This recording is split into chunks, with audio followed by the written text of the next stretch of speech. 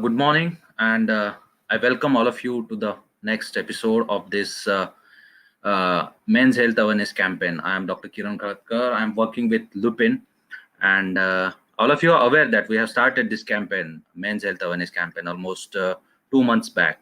So, within this 2 months of, we have discussed various topics, and there are 7 episodes which we have already broadcasted. So today we are going to discuss one more interesting topic, that is testosterone. So we are going to discuss testosterone journey and its issues in men's health. So to discuss this interesting topic, we have with us our subject expert, Dr. Sanjay Pandey sir. आपका बहुत बहुत स्वागत है sir आज के इस नए episode में.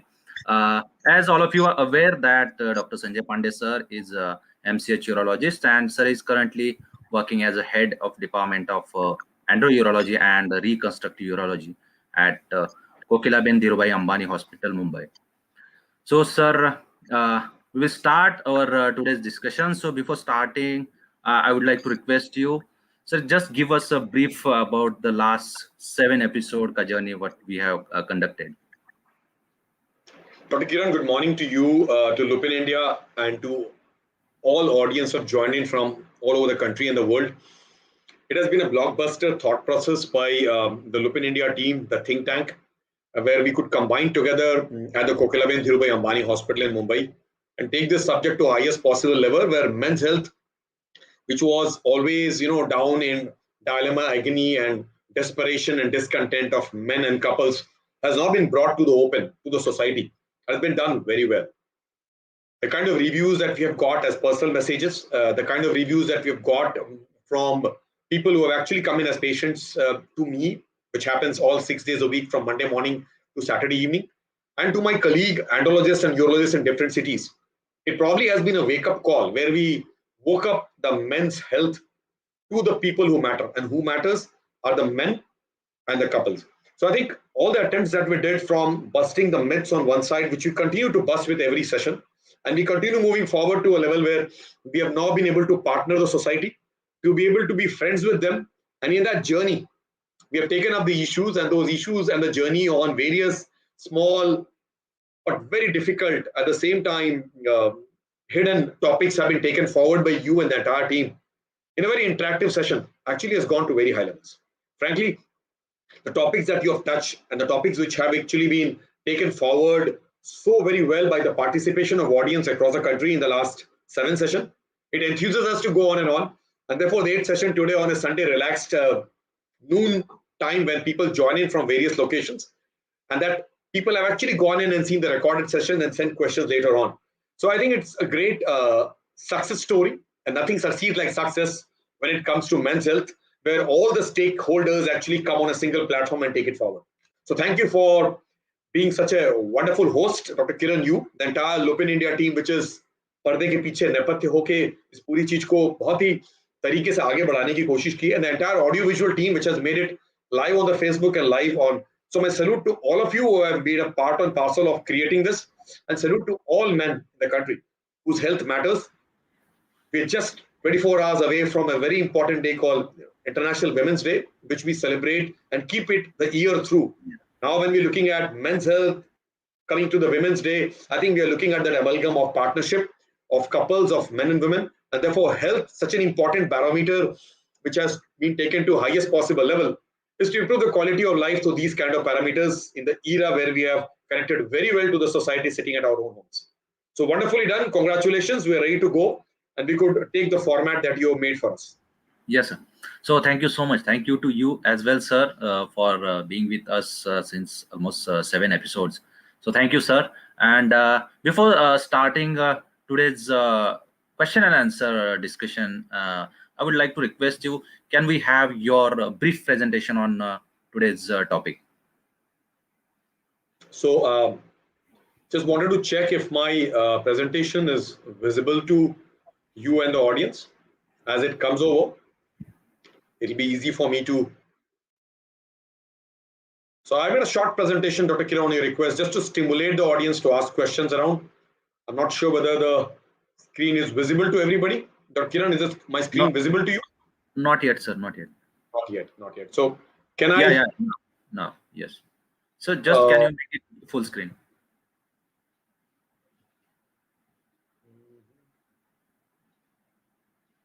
Give me a way to make it move forward, because the full screen thing has to be done only when I can see this. Leave me alone to restart the whole thing again. I share the screen for you and I go forward.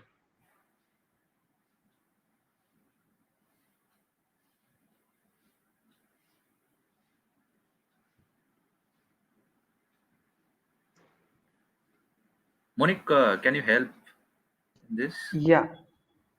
I am closed and started resharing the screen.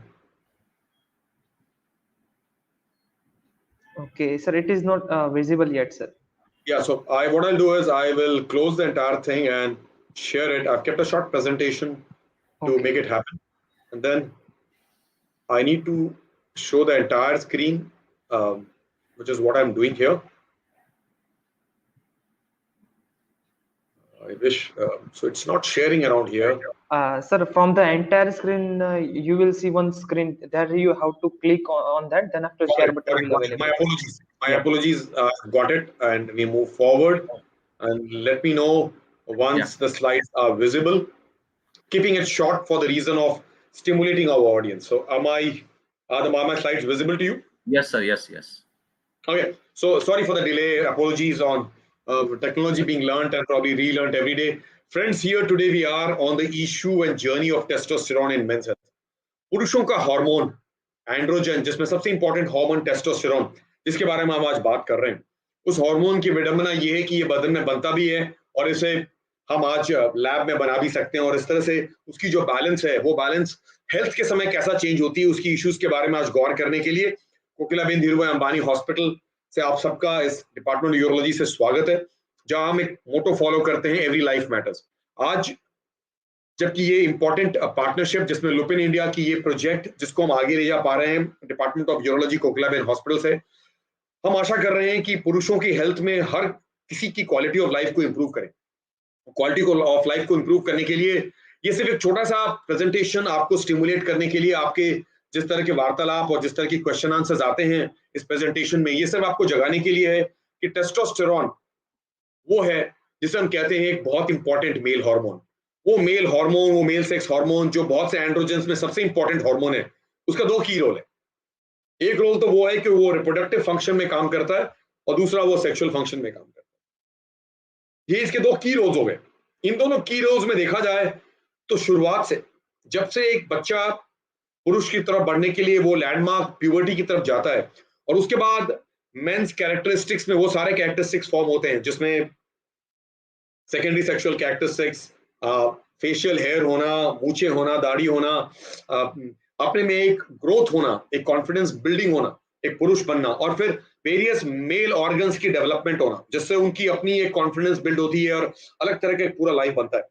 वो होते होते साथ ही स्पर्मेटोजोअल production का भी शुरुआत होता है testosterone के द्वारा। तो टेस्टिस वो ऑर्गन है जो स्क्रोटम में दोनों तरफ हैंग कर रहा होता है। बहुत बार ऐसा होता है कि दोनों टेस्टिस स्क्रोटम में आई ही नहीं और पेरेंट्स शायद भूल जाते हैं, तो अपने में ये गलत हो जाता है। एनाटॉमिकली बचपन में जन्म के दिन दोनों टेस्टिस स्क्रोटम में आ जाना चाहिए और दोनों टेस्टिस वो मेल ऑर्गन्स हैं जैसे औरतों में पेट के अंदर ओवरी होता है। तो ये दोनों मेल ऑर्गन टेस्टिस जो स्क्रोटम में आके वहां पे हैं क्योंकि उनकी टेम्परेचर वहां कम रहे, वो एक कंजीनियल एटमॉस्फेयर हॉलिडे में है जहां उनकी प्रोडक्शन, उनकी कैपेबिलिटी और बैलेंस बिल्कुल सही हो सके। ये अलग अलग रोल्स निभाते हैं जिसमें सेकेंडरी सेक्सुअल कैरेक्टर्स का डेवलप होना प्यूबर्टी के साथ, फ्यूचर में सेक्सुअल फंक्शन और रिप्रोडक्टिव फंक्शन का हो पाना जिसमें एक यंग लड़का अपनी सारी बॉडी की चेंजेस को पहचान पाता है और उसकी चेंजेस के द्वारा हर फिजिकल कैपेसिटी की ग्रोथ होती है। साथ ही इंटरनली एक दूसरा कंपार्टमेंट तैयार हो रहा है जिसे हम स्पर्मेटोजोअल फंक्शन कहते हैं, जो मेंस हेल्थ का बहुत इंपॉर्टेंट एस्पेक्ट है जिसमें हम प्रोजेनी या रिप्रोडक्शन और ग्रोथ की बात करते हैं। इतना इंपॉर्टेंट ये है कि ये बाकी भी नॉन रिप्रोडक्टिव टिश्यूज पे काम करता है। तो ये इंपॉर्टेंट है जानना कि टेस्टोस्टेरोन की जो प्रोडक्शन होती है ये बाकी ऑर्गन्स को भी इफेक्ट करती है। तो ये मसल्स, बोन्स, लिगामेंट्स, ब्रेन, हर जगह पे ये एक लेवल तक अपनी इफेक्ट रखती है जिसमें साइकोलॉजिकल और फिजिकल हेल्थ की इंपॉर्टेंस है। तो टेस्टोस्टेरोन बहुत ही एक बड़ा एक तरह का बैरोमीटर बोलूंगा, एक बहुत ही बड़ा वास्कुलर हार्मोन बोलूंगा जो अलग अलग एस्पेक्ट्स पे अलग अलग समय पे अलग तरीके से काम करता है। टेस्टोस्टेरोन ये इंपॉर्टेंट हार्मोन जिसके बारे में शायद पर्दे के पीछे से इतना कुछ ज्ञात नहीं है, लेकिन क्योंकि इसकी यूज और अब्यूज हुई है, आज इस टॉपिक पे बोलने में और आपको इसमें इन्वॉल्व करने में बहुत ही खुशी हो रही है, बिकॉज टेस्टोस्टेरोन एक तरह की बहुत ही कंप्यूटराइज मैकेनिज्म से बॉडी में कंट्रोल हो रहा होता है। ये एक तरह का दो इंपॉर्टेंट मैसेंजर्स होते हैं ब्रेन से, जिसको हम कहते हैं LH और FSH। LH और FSH दो तरह के हार्मोन्स हैं जो ब्रेन से बन रहे हैं, पिट्यूटरी ग्लैंड से बनते हैं, और वो सेंट्रल मैसेंजर्स होते हैं, बिल्कुल सेंट्रल लीडरशिप से आ रहे हैं और जाकर के पेरिफेरी में वो उस स्टेट में काम करें, जैसे टेस्टिस कहता है, जो अपने एक अलग छुट्टी पे एक अलग ही स्क्रोटम में लेस टेम्परेचर में बड़े कूल एटमॉस्फेयर में पड़ा हुआ है, उसकी वहां ग्रोथ हो रही है, और उसकी बैलेंस को लाने के लिए दो मैसेंजर्स सेंट्रल लीडरशिप से आते हैं, ब्रेन से, पिट्यूटरी ग्लैंड से, और प्यूबर्टी के साइन उसको ट्रिगर करते हैं उसकी फंक्शन। सो टेस्टोस्टेरोन का प्रोडक्शन ट्रिगर होना, टेस्टिस का काम फुल फ्लेज शुरू होना प्यूबर्टी में, किसी बच्चे का 12 से 14 इयर्स की उम्र में आप देखते हैं किस तरह से लड़की की ग्रोथ होती है, किस तरह से उनकी पेनाइल ऑर्गन और टेस्टिकुलर ग्रोथ होती है, किस तरह से उनकी सेकेंडरी सेक्सुअल कैरेक्टर्स में अलग अलग चीजों का बढ़ावा होता है, किस तरह से कुछ लड़के थोड़े नटखट और थोड़े शांत हो जाते हैं, उनकी हार्मोन्स उनको कैसे पटरी पे लाती है, और एक तरह की बॉडी की डिसिप्लिन अब ग्रोथ की तरफ और पूरी इंपॉर्टेंट मैकेनिज्म में आगे बढ़ रही है। याद रखिए, टेस्टोस्टेरोन की कंट्रोल बिल्कुल एकदम स्वचालित है, बिल्कुल ऑटोमेटिक है। मैंने पहले भी बताया था कि दुनिया में सबसे बड़ी कंप्यूटर ऊपर वाले ने बनाया था, जिसे हम ह्यूमन बॉडी कहते हैं, और ह्यूमन बॉडी में भी उन्होंने ऐसा डिवाइड किया कि पुरुष को बनाया और फिर स्त्री को बनाया, और उसके बाद में पुरुषों की अलग तरह की हार्मोन्स, जिसमें मैकेनिज्म और फीडबैक मैकेनिज्म के द्वारा वो बैलेंस आती है, जो तराजू के द्वारा बिल्कुल बैलेंस की जाती है। तो इंटरनल एनवायरनमेंट पे उस तरह की फीडबैक मैकेनिज्म, जिसमें एक तरफ प्रोडक्शन हो रहा है, दूसरी तरफ बैलेंस हो रहा है, और इन दोनों का यूजेज किस तरह से किया जा रहा है उन फंक्शंस के लिए जो फंक्शंस ग्रेजुअली चेंज हो रहे हैं। पहले एक बच्चा एडोलेसेंट हो रहा है, एडोलेसेंट से एडल्ट हो रहा है, एडल्ट होने के बाद एडल्ट ऑर्गन्स की कैपेबिलिटी, एडल्ट ऑर्गन्स का यूजेज और उनकी फिर बैलेंस मेंटेन होना, ये सब कुछ टेस्टोस्टेरोन करता है। तो सोच लीजिए आप, one simple organ fits into all various kinds of situations around, so ये हार्मोन की इतनी इंपॉर्टेंट है। तो इस इंपॉर्टेंस को जानने के लिए आज हम जिस तरह का आपसे वार्तालाप करना चाहते हैं संक्षेप में, याद रखिएगा ये हार्मोन ऊपर नीचे हो सकता है।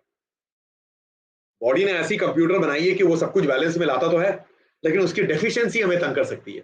उसका बढ़ना, उस पर हम शायद गौर कर सकते हैं अगर आपके क्वेश्चन आते हैं तो, लेकिन उनकी डेफिशिएंसी को माना गया है एक तरह की मुश्किल, एक तरह की दिक्कत, जिसमें टेस्टोस्टेरोन कम होने से क्या होता है। सो टेस्टोस्टेरोन डेफिशिएंसी किसे कहते हैं? कहते हैं उसे जिसमें टेस्टोस्टेरोन अपनी इस पूरी स्वचालित तरीके से काम करते करते उस लेवल तक बना नहीं पा रहा है जो बॉडी की आर्किटेक्चर में वो सब फंक्शंस को सही सलामत निभा पाए। कौन कौन से फंक्शन? मैंने कहा sexual function, reproductive function, spermatozoal function, general body health, psychological health और पूरी मेंटल वेलबींग, बिकॉज ये हार्मोन अलग अलग उम्र में अलग तरह का काम करता है। याद रखिएगा, टेस्टोस्टेरोन डेफिशिएंसी, टेस्टोस्टेरोन का न होना आपकी क्वालिटी ऑफ लाइफ को तंग कर सकता है, और यहाँ पूरी उसके बारे में आज बात हो रही है।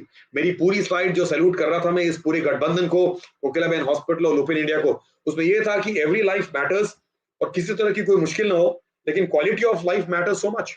हमारा हर दिन सुबह सनशाइन से गुजरे और हर दिन रात को हम आराम से रेस्ट करें जो डार्कनेस में होती है, और फिर रीजनरेट होकर वापस आ जाए। ये पूरी जो साइकिल ऑफ चेंज है, उस साइकिल को हार्मोन्स बैलेंस करते हैं, और उस हार्मोन्स का कम होना कोई लाइफ थ्रेटनिंग कंडीशन नहीं, कोई लाइफ थ्रेटनिंग कंडीशन नहीं है। अगर टेस्टोस्टेरोन बहुत कम है तो घबरा ना जाए, उसके तरीके हैं। आपके डॉक्टर, आपके एंड्रोलॉजिस्ट, आपके यूरोलॉजिस्ट आपके शहरों में, आपके देशों में इन सब चीजों पे बहुत ही ज्यादा ऊंचे लेवल पे हैं। उनको पता है कि हम किस चीज को ट्रीट करने वाले हैं, क्लिनिकल कंडीशन को ट्रीट करते हैं, रिपोर्ट्स का सहारा लेते हैं। तो रिपोर्ट्स की जब बात होती है तो हम सीधे जाके देखते हैं कि टेस्टोस्टेरोन डेफिशिएंसी से क्या लेवल है। बहुत बार हम मरीजों से बात करके उनको देख के 5 मिनट पता कर लेते हैं कि इनकी टेस्टोस्टेरोन डेफिशिएंट होगी, उनकी बातचीत हमें बताती है। तो इस तरह की डायग्नोसिस कर पाना, जो सिर्फ बातचीत से पकड़ लेना, मरीज नहीं बोलता कि मेरे टेस्टोस्टेरोन डेफिशिएंट है, लेकिन हम उनकी बातचीत, उनके डिस्कशन और फिर उनकी एग्जामिनेशन, फिर उनके पार्टनर्स के बारे में बात करना, उनकी एज के हिसाब से वो नॉर्मल रेंज में ना रहे और रेंज आगे पीछे होना, ये सब कुछ हमें पता चल जाता है। तो ये एक तरह की डायग्नोसिस है जो सीटी स्कैन से और एक्सरे से और सोनोग्राफी से नहीं होती। ये बहुत हद तक बातचीत के द्वारा, उनकी कैपेबिलिटीज के द्वारा, उनकी ग्रोथ, उनकी मूवमेंट्स के द्वारा, उनके ईयर बाय ईयर चेंजेस के द्वारा, और फिर अलग अलग उम्र पे अलग अलग तरह की डिपेंडेंसी की चेंजेस होते होते आइडिया मिलता है। तो मैंने कहा टेस्टोस्टेरोन डेफिशिएंसी वो चेंज है जिस चेंज को हम संभालना चाहते हैं, और इसीलिए क्योंकि डेफिशिएंसी में क्वालिटी ऑफ लाइफ बहुत धीरे धीरे गड़बड़ होती जाती है। ये उतनी गड़बड़ ना हो जाए जहाँ पे फिर हमें पता ही ना चले, हमें पता चले एक दिन हम बिल्कुल जाते जाते वहां पहुंच गए जहां से फिसलने का टाइम आ गया। So not a life-threatening condition as testosterone deficiency, but affects quality of life very gradually, and you really can't pick up till you have the man in front, the doctor or the andrologist or the urologist, who is going to interview you and interrogate you and finally pick up those brownie points, which is important to pick up: the testosterone deficiency, the cause of it, and also the therapy for it. तो सब कुछ एक ही बार में उसकी विडंबना को ठीक करना बहुत जरूरी है. तो फ्रेंड्स, नॉर्मल टेस्टोस्टेरोन लेवल्स होते हैं और उन लेवल्स की चेंजेस इंपॉर्टेंट होती है. याद रखिएगा, हर जगह में अलग अलग तरह के रेफरेंशियल रेंजेस होते हैं और इन रेंज की गाइड होती है, अलग उम्र पे अलग तरह की रेंज होती है. याद रखिएगा, 95% लोग देखा जाता है कि उस लेवल के आसपास ही हैं, एटलीस्ट फर्टाइल और नॉर्मल यंग एज में. उम्र के साथ साथ इसकी चेंज होगी और कहीं ना कहीं ये जो हार्मोन लेवल्स बताए गए हैं, जो 300 से ऊपर हो, 700 के आसपास तक हो, एकदम मैजिक फिगर 666 हो, जो बचपन में मूवी में देखा करते थे सो कॉल्ड, उस तरह की अगर लेवल है तो हमें पता है कि उसके बारे में बात ही नहीं करना, बिकॉज पहले 5 मिनटों में सब पता चल गया. याद रखिएगा, टेस्टोस्टेरोन लेवल की चेंजेस के आधार पे ही मेडिकल साइंस ने कुछ ट्रीटमेंट लाई है. और याद रखिएगा, ये जो गाइडलाइंस डेवलप हुए जिसमें आपके एंड्रोलॉजिस्ट, आपकी यूरोलॉजिस्ट इसकी ट्रीटमेंट करते हैं, ये बहुत हद तक क्लिनिकल और बायोकेमिकल लेवल्स की पैरामीटर्स को जोड़ते हुए करते हैं. सिर्फ आपकी टेस्टोस्टेरोन लेवल बहुत कम हो गई तो हम कुछ जादू करने नहीं जाते, उसका इफेक्ट बॉडी पे क्या हो रहा है, इफेक्ट हो भी रहा है कि नहीं हो रहा है, आप किस उम्र के हैं, वगैरह वगैरह वगैरह. तो इस पे ऑब्वियसली बहुत ही विडंबना रही है डॉक्टरों के दिमाग में, और सैडली आज के गूगल पेशेंट्स के दिमाग में, जो बहुत बार मिस हो जाता है. तो मेरा सही तरह से ये मानना होगा कि ये सब्जेक्ट बहुत ही क्लिष्ट सब्जेक्ट है. ये सब्जेक्ट की डायग्नोसिस, इसकी ट्रीटमेंट बहुत हद तक ग्रे जोन में जाती है, और इसे खींच करके बिल्कुल कंट्रोल में लाना अपने में एक बहुत बड़ा ही उपलब्धि होता है. तो टेस्टोस्टेरोन की जो चेंजेस होती हैं, उन चेंजेस में हमें याद रखना, एक हम आज टॉपिक मेंस हेल्थ पे गौर कर रहे हैं, तो याद रखिए एंड्रोजन, जिसमें मेन हार्मोन टेस्टोस्टेरोन है, और बाकी भी हार्मोन्स हैं छोटे छोटे. इन हार्मोन्स का जो चेंजेस होता है वो किस तरह से अफेक्ट करते हैं, वो नाइट्रिक ऑक्साइड सिंथेज को अफेक्ट करते हैं, जो एक बहुत बड़ा एंजाइम है जो पेनाइल एक्टिविटी में काम करता है, क्योंकि फॉस्फोडाइस्ट्रेज 5 एक्टिविटी जो आपकी कुछ ओरल थेरेपीज पे काम करती हैं, उनका बहुत हद तक इफेक्ट एंड्रोजेंस के आसपास होता है, और ये सब कुछ इरेक्टाइल फंक्शन को डिसफंक्शन में ले जा रही है. तो एंड्रोजेंस का बैलेंस कितना जरूरी है. पेनाइल नर्व फंक्शंस, जो नर्व्स की ब्लड सप्लाई घट रही है मेटाबॉलिक सिंड्रोम में, वो अपने में इंपॉर्टेंट है, और फिर वेनो ओक्लूसिव डिसफंक्शन डेवलप होना. तो एंड्रोजेंस बहुत सी चीजों को बहुत धीरे धीरे कंट्रोल करते हैं. जैसे किचन से सब कुछ कंट्रोल होता है, आपके किचन में पूरी घर का कंट्रोल है, खाने पीने से लेकर के, टेस्ट से लेकर के, उसका स्वाद से लेकर के, सुबह और रात की आपकी जिंदगी उससे कंट्रोल है. इस तरह का कोई किचन, इस तरह की कोई सेंट्रल इशू जो हर चीज को थोड़ा थोड़ा बहुत स्पार्क में लाती है और उस स्पार्क को मेंटेन करती है जिससे ब्राइटनेस बनी रहे, उसे कहते हैं मेल हार्मोन एंड्रोजन, जिसमें सबसे इंपॉर्टेंट योगदान टेस्टोस्टेरोन का है. जी, बस ये आपको जगाने के लिए कह रहा हूं कि after 2 years of visit to United States, Michelangelo David is returning to Italy. याद रखिएगा, नीचे जो बनी हुई है, वो KFC हो, वो बर्गर किंग हो, वो स्टारबक्स हो, या वो फिर इतना बड़ा M फॉर मैकडोनल्ड्स हो, याद है, ये सब चीजें भी अपनी बॉडी में चेंजेस लाती हैं. टेस्टोस्टेरोन की चेंजेस बहुत बार एक्सटर्नली भी अपने आप में कंट्रोल होती है, स्ट्रेस के द्वारा वगैरह वगैरह. तो अगर हम इन सब चीजों का खान पान कर रहे हैं, तो मैंने लास्ट टाइम हमने बात किया था, जो डॉक्टर किरण ने बहुत ही इंपॉर्टेंट क्वेश्चंस आपके द्वारा हमें पहुंचाए थे, जो मेटाबॉलिक सिंड्रोम की बात की थी. याद रखिएगा, हम सब 20, 30, 40 साल के बाद जिस तरह की एजेस में हैं, 50 साल के बाद जिस तरह का डीके हो रहा है, उसमें quality of life diseases, hypertension, diabetes, cholesterol की चेंजेस, ये सब कुछ टेस्टोस्टेरोन कंट्रोल करता है. तो आप सोच लीजिए कितना बड़ा ये बैंड मास्टर है पूरे ऑर्केस्ट्रा का. हमने ये भी बात किया था कि कार्डियोवास्कुलर फंक्शन जो टेस्टोस्टेरोन कंट्रोल करता है, और अगर ये कहीं चेंजेस हो रही हैं तो आपकी पेनाइल इरेक्शन घट रही है, आपकी सेक्सुअल कैपेसिटी घट रही है, और उस तरह आपका हार्ट अलग डायरेक्शन में जा रहा है, क्योंकि आपकी हाइपर कोलेस्ट्रोलेमिया, आपकी हाइपरटेंशन, ये सब चीज चेंजेस ला रही है. तो अगर मैं आपको याद दिलाऊं, एक बहुत इंपॉर्टेंट प्रोजेक्शन है जो आज से 3 साल बाद देखा जाएगा कि बहुत से कंट्रीज में, इंक्लूडिंग हमारी कंट्री भी, रेड में आ रही है. डायबिटीज मेलाइटस या डायबिटीज एक इंपॉर्टेंट एस्पेक्ट जो शायद बहुत जोर से फैल रहा है, बहुत जोर से फैल रहा है, और फैल रहा है बिकॉज ये क्वालिटी ऑफ लाइफ डिजीज है. हम अगर ना याद रखें तो ये सब भी जो वायरस फैल रहा है, ये हमारी कैपेबिलिटी और डिसिप्लिन के कारण ये सब कुछ हो रहा है. तो क्वालिटी ऑफ लाइफ को मेंटेन करना, और 2 साल बाद यूनाइटेड स्टेट से जब डेविड लौट रहे हैं, तो उनका इतना बॉडी बिल्ड हो जाना, और बॉडी में इतना फैट डिपॉजिट होना, और उसके बाद कोलेस्ट्रॉल का चेंज होना, हार्मोन्स की प्रोफाइल चेंज होना, एक तरह का स्ट्रेस ऐड होना जो उम्र और सबके साथ हो रही है, ये सब कुछ टेस्टोस्टेरोन की चेंजेस लाता है. तो ये क्यों मैं कह रहा हूँ आज, इसलिए कह रहा हूँ बिकॉज टेस्टोस्टेरोन एक तरह का वो पैनेसी है, एक तरह का वो विटामिन, सोचिए आज जो हम आज यूज कर रहे हैं बिल्कुल सही ग्रेजुएटेड लेवल्स पे अलग अलग थेरेपीज के लिए. मैं आपको याद दिलाना चाहता हूँ मेटाबॉलिक सिंड्रोम, जो मैं फिर से याद दिलाना चाहता हूँ, बिकॉज ये आपकी मेरी उम्र के बाद जो उम्र है, उस उम्र में ये इतना इंपॉर्टेंट आज क्राइटेरिया बन चुका है जिसको मैं हर दिन अपने रूम में अलग अलग तरीकों से देखता हूँ। तो न्यू क्राइटेरिया क्या है? आपकी वेस्ट सर्कमफ्रेंस बढ़ रही है। आप लेमन ऑन टूथपिक्स टाइप का एक पिक्चर बना रहे हैं जिसमें आप लेमन है और आपके पैर टूथपिक्स हो गए। आपकी वेट बढ़ती जा रही है, जो सेंट्रल ओबेसिटी बन रही है। आपके ट्राइग्लिसराइड्स जो ऊंचे लेवल को बढ़ रहे हैं, आपकी कोलेस्ट्रॉल जो एचडीएल है वो घटती जा रही है और एलडीएल बढ़ती जा रही है। आपका ब्लड प्रेशर बढ़ रहा है, हाइपरटेंशन बढ़ रहा है, आपकी जो ब्लड शुगर लेवल्स है वो बढ़ते जा रहे हैं, मतलब आप डायबिटीज की तरफ बढ़ रहे हैं। From a normal level to a pre diabetic to a diabetic level, जो बहुत हद तक जेनेटिकली कंट्रोल तो है, लेकिन साथ साथ ये भी चेंज हो रहा है। इन सब चीजों की ट्रीटमेंट, इन सब चीजों को बिल्कुल काबू में लाने के लिए जो ट्रीटमेंट अभी देखी गई है, उस ट्रीटमेंट को हम मानते हैं कि वो कहीं ना कहीं टेस्टोस्टेरोन ला सकता है। फॉर एग्जांपल, मैंने ये आपको मेटाबॉलिक सिंड्रोम का डेफिनेशन बताया, जिसमें कोलेस्ट्रॉल चेंज हो रहा है, ब्लड प्रेशर चेंज हो रहा है, डायबिटीज की ये हो रही है, ओबेसिटी हो रहा है। अभी कुछ दिन पहले बीबीसी ने बताया कि smoking is not the highest killer और the cause of death of men in United Kingdom. सबसे कॉमन कॉज ओबेसिटी आ चुकी है। तो ओबेसिटी, वेट बढ़ना अपने में कितना इंपॉर्टेंट है, बहुत इंपॉर्टेंट है कि वेट का बढ़ना और वेट का उस लेवल के बाद बढ़ना कितना खतरनाक है। तो ये सब कुछ मेटाबॉलिक सिंड्रोम में आ रहा है। मेटाबॉलिक सिंड्रोम में हाइपोगोनाडिज्म, मतलब टेस्टिकुलर फंक्शन घट जाना, कितना कॉमन है, कितना कॉमन है। जिनको मेटाबॉलिक सिंड्रोम नहीं है, उनकी आप अगर टेस्टोस्टेरोन लेवल्स देखें तो नॉर्मल टेस्टोस्टेरोन लेवल उतनी ऊंची लेवल पे है और उनमें मेटाबॉलिक सिंड्रोम बहुत कम है, कंपेयर टू डबल से ज्यादा हाइपोगोनाडिज्म मेटाबॉलिक सिंड्रोम में। तो ये तो सिर्फ एक अंश है, ये सब जगाने के लिए कि उनकी टेस्टिकुलर फंक्शन घट रही है बिकॉज उनमें मेटाबॉलिक सिंड्रोम है। तो इसका मतलब ये है क्या कि अगर हम टेस्टिकुलर फंक्शन को नॉर्मल ले आए या टेस्टोस्टेरोन को अगर नॉर्मल लेवल पे ले आए तो हमारी मेटाबॉलिक सिंड्रोम की वो बढ़ोतरी नहीं होगी, हमारे कार्डियक रिस्क फैक्टर्स नहीं बढ़ेंगे। जी हाँ, बिल्कुल सच है। अगर आज देखा जाए तो डायबिटीज के डॉक्टर भी आपको टेस्टोस्टेरोन यूज करते हैं, हार्ट के डॉक्टर भी टेस्टोस्टेरोन यूज कर रहे हैं, अलग अलग मात्रा में, अलग अलग चीजों में। हमारा जो एंड्रोलॉजी और यूरोलॉजी पे जो इसका टेस्टोस्टेरोन का जो भाव है वो बहुत ही ऊंचे लेवल पे है, क्योंकि देखिए लो टेस्टोस्टेरोन डायबिटीज और मेटाबॉलिक सिंड्रोम को किस तरह से इंटरेक्ट कर रही है। इंपॉर्टेंट स्लाइड आपको जगाने के लिए आज से 12 साल पहले की कहानी है, जिसमें एंड्रोजन डेफिशिएंसी, जिसे हम हाइपोगोनाडिज्म कहते हैं, उसकी देख रेख में ओबेसिटी का बढ़ना, ब्लड प्रेशर की शिकायत ऊपर नीचे होना, लिपिड प्रोफाइल गड़बड़ होना, ग्लूकोज का पूरा चीज चेंज होना और इंसुलिन रेजिस्टेंस होना ओबेसिटी के साथ साथ, ये सब कुछ मेटाबॉलिक सिंड्रोम को कंट्रीब्यूट करती है। तो एक एरो इस तरफ, एक एरो दूसरी तरफ, दोनों एक दूसरे को एरो दिखा रहे हैं। इसका मतलब ये पूरी चेंज लिंक्ड है, एक विशेष साइकिल है। तो आपको इन सब चीजों को कंट्रोल लेना पड़ेगा। ब्लड प्रेशर की कंट्रोल लेना है, लिपिड्स की कंट्रोल लेना है, ग्लूकोज की कंट्रोल लेना है, ओबेसिटी नहीं बढ़ने देना है, और वो डेविड नहीं बनना है जो हमारे समय मैकडोनल्ड्स और स्टारबक्स और केएफसी बर्गर्स के साथ ही आगे बढ़ रहे हैं। तो हमें ये पूरा बैलेंस लाने के लिए अपनी क्वालिटी ऑफ लाइफ थोड़ा हमें अपने आप को आगे बढ़ाना पड़ेगा। और हमारे एंडोलॉजिस्ट, हमारे डायबिटोलॉजिस्ट, हमारे फिजिशियंस आज मेटाबॉलिक सिंड्रोम को बहुत ही काबू में रखने की कोशिश कर रहे हैं। इसकी जो ट्रीटमेंट कर रहे हैं वो बहुत ही इंपॉर्टेंट है।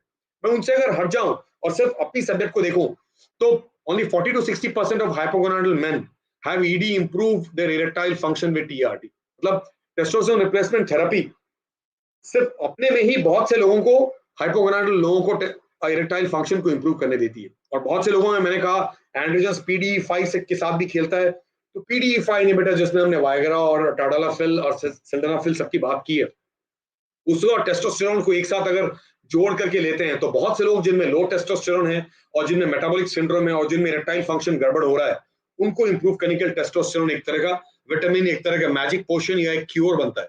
तो फ्रेंड्स, टेस्टोस्टेरोन एक तरह का वास्कुलर हार्मोन है और बहुत ही इंपॉर्टेंट हार्मोन है। इसको इंटरप्रेट करना बहुत जरूरी है और इसकी इंटरप्रिटेशन इतनी आसान नहीं होती।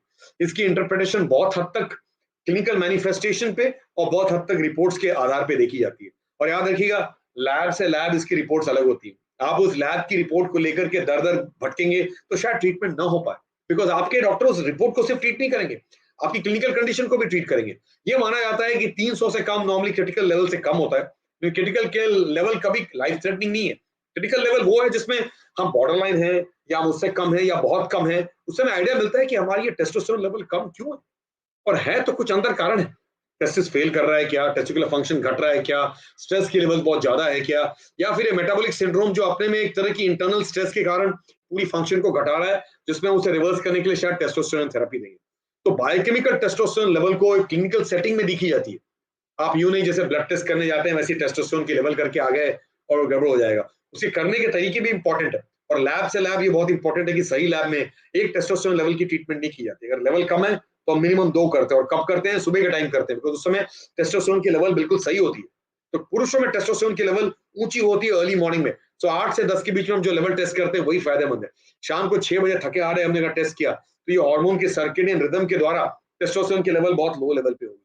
फ्रेंड्स, आपको जगाना है कि मेटाबॉलिक सिंड्रोम की रिवर्सल सिर्फ टेस्टोस्टेरोन थेरेपी से हो सकती है, आपके कैपेबिलिटी के साथ हो सकती है। लिखा हुआ है डाइट और एक्सरसाइज कितना हद तक लेवल को इंप्रूव कर रहा था, और डाइट, एक्सरसाइज और टेस्टोस्टेरोन ने कितने हद तक एक साल में पूरी दुनिया बदल दी किसी की। तो एक साल में आदमी पहचान में नहीं है, वो पतला दुबला, वो बिल्कुल फिट, बिल्कुल केपेबल, उनकी डायबिटीज की कंट्रोल अच्छी है, उनके ब्लड प्रेशर की कंट्रोल अच्छी है, उनकी लिपिड प्रोफाइल अच्छी है, वो डाइट और अपनी थेरेपी कर रहे हैं जो उनके डॉक्टर ने रिक्वेस्ट किया, और एक्सरसाइज कर रहे हैं। तो आपको हम संडे को इसलिए रिलैक्स कंडीशंस में जगाते हैं बिकॉज आप अपनी डाइट और एक्सरसाइज के मालिक खुद ही हैं। इसके साथ आपके डॉक्टर आपकी डायबिटीज की ट्रीटमेंट, आपकी हाइपर कोलेस्ट्रोलेमिया की ट्रीटमेंट, आपके हाइपरलिपिडेमिया की ट्रीटमेंट, आपकी कार्डियक इश्यूज की ट्रीटमेंट, आपकी इरेक्टाइल फंक्शन की ट्रीटमेंट, ये सब चीजों को रिवर्स करने के लिए आज ये टेस्टोस्टेरोन का फंक्शन बहुत ऊंचा हो चुका है। फ्रेंड्स, मैं आपको सिर्फ जगा रहा था कि ये चेंज हम और आप मिलकर ही ला सकते हैं। आज ये चेंज जो हम पिछले 8 एपिसोड से करने की कोशिश कर रहे हैं, ये उस तरह का बेंड हम नेगोशिएट कर रहे हैं जो बेंड आजकल हम छुप छुप के बात करते थे और जो बिल्कुल बेडरूम स्टोरी था। The dreams of good bedroom stories, the dreams of good men's health can only be reversed if you in the society become partner to helping us out on that. मेरा आपको आज जगाना इसलिए था कि unless आप जगे और अनलेस आप इस बेंड को नेगोशिएट ना करें, आप उस तरह की क्वेश्चंस ना पूछें जिससे हम आपको आगे ना बढ़ा पाए, हमें वो एलिक्सर ऑफ लाइफ नहीं मिल पाएगा जो जरूरी है। तो it's important that men's hormone has to be kept under balance, जिसके लिए आपके डॉक्टर केपेबल है। आपको उस तरह की कुछ कंप्लेंट्स हैं जो शायद हम डिस्कस कर सकते हैं, टेस्टोस्टेरोन की कमी के कारण क्या हो जाता है और कैसे आगे बढ़ते हैं, ये आपके क्वेश्चंस के हम आगे बढ़ पाएंगे। तो लोग कहते हैं I love my urologist, I love my andrologist, और मेरी यूट्यूब चैनल पे जो डॉक्टर संजय पांडे यूरोलॉजी है, लोग इस तरह के क्वेश्चन भेजते रहते हैं। आज हम लुपिन इंडिया के यूट्यूब चैनल पे देख रहे हैं और इस तरह की जो प्रेजेंटेशन है जिसको आगे बढ़ाने के लिए लोग ऑनलाइन और ऑफलाइन देखते हैं, आपका पार्टिसिपेशन आज और कल और हर समय इंपॉर्टेंट रहेगा। तो आपके यूरोलॉजिस्ट आपके शहरों में आपकी उम्र, आपकी क्लिनिकल प्रेजेंटेशन के आधार पे वो नीड्स को आइडेंटिफाई करते हैं और आपकी एक्सपेक्टेशंस को मैच करते हैं। याद रखिए, ये ट्रूली एक चैलेंज है। ये ड्रीम को रीच करने के लिए आज जिस तरह की पार्टनरशिप पे हम आगे गए हैं, उस पार्टनरशिप को आगे बढ़ाना जरूरी है। Friends, testosterone is an elixir of men's health. इसको आगे बढ़ाने के लिए हमारी जो कोशिशें हैं वो बहुत ऊंची लेवल तक जाएंगी और उनको आगे बढ़ाना शायद हमारे आपके लिए बहुत जरूरी होगा। तो at different ages with different presentation, testosterone could be a harbinger of men's health improvement.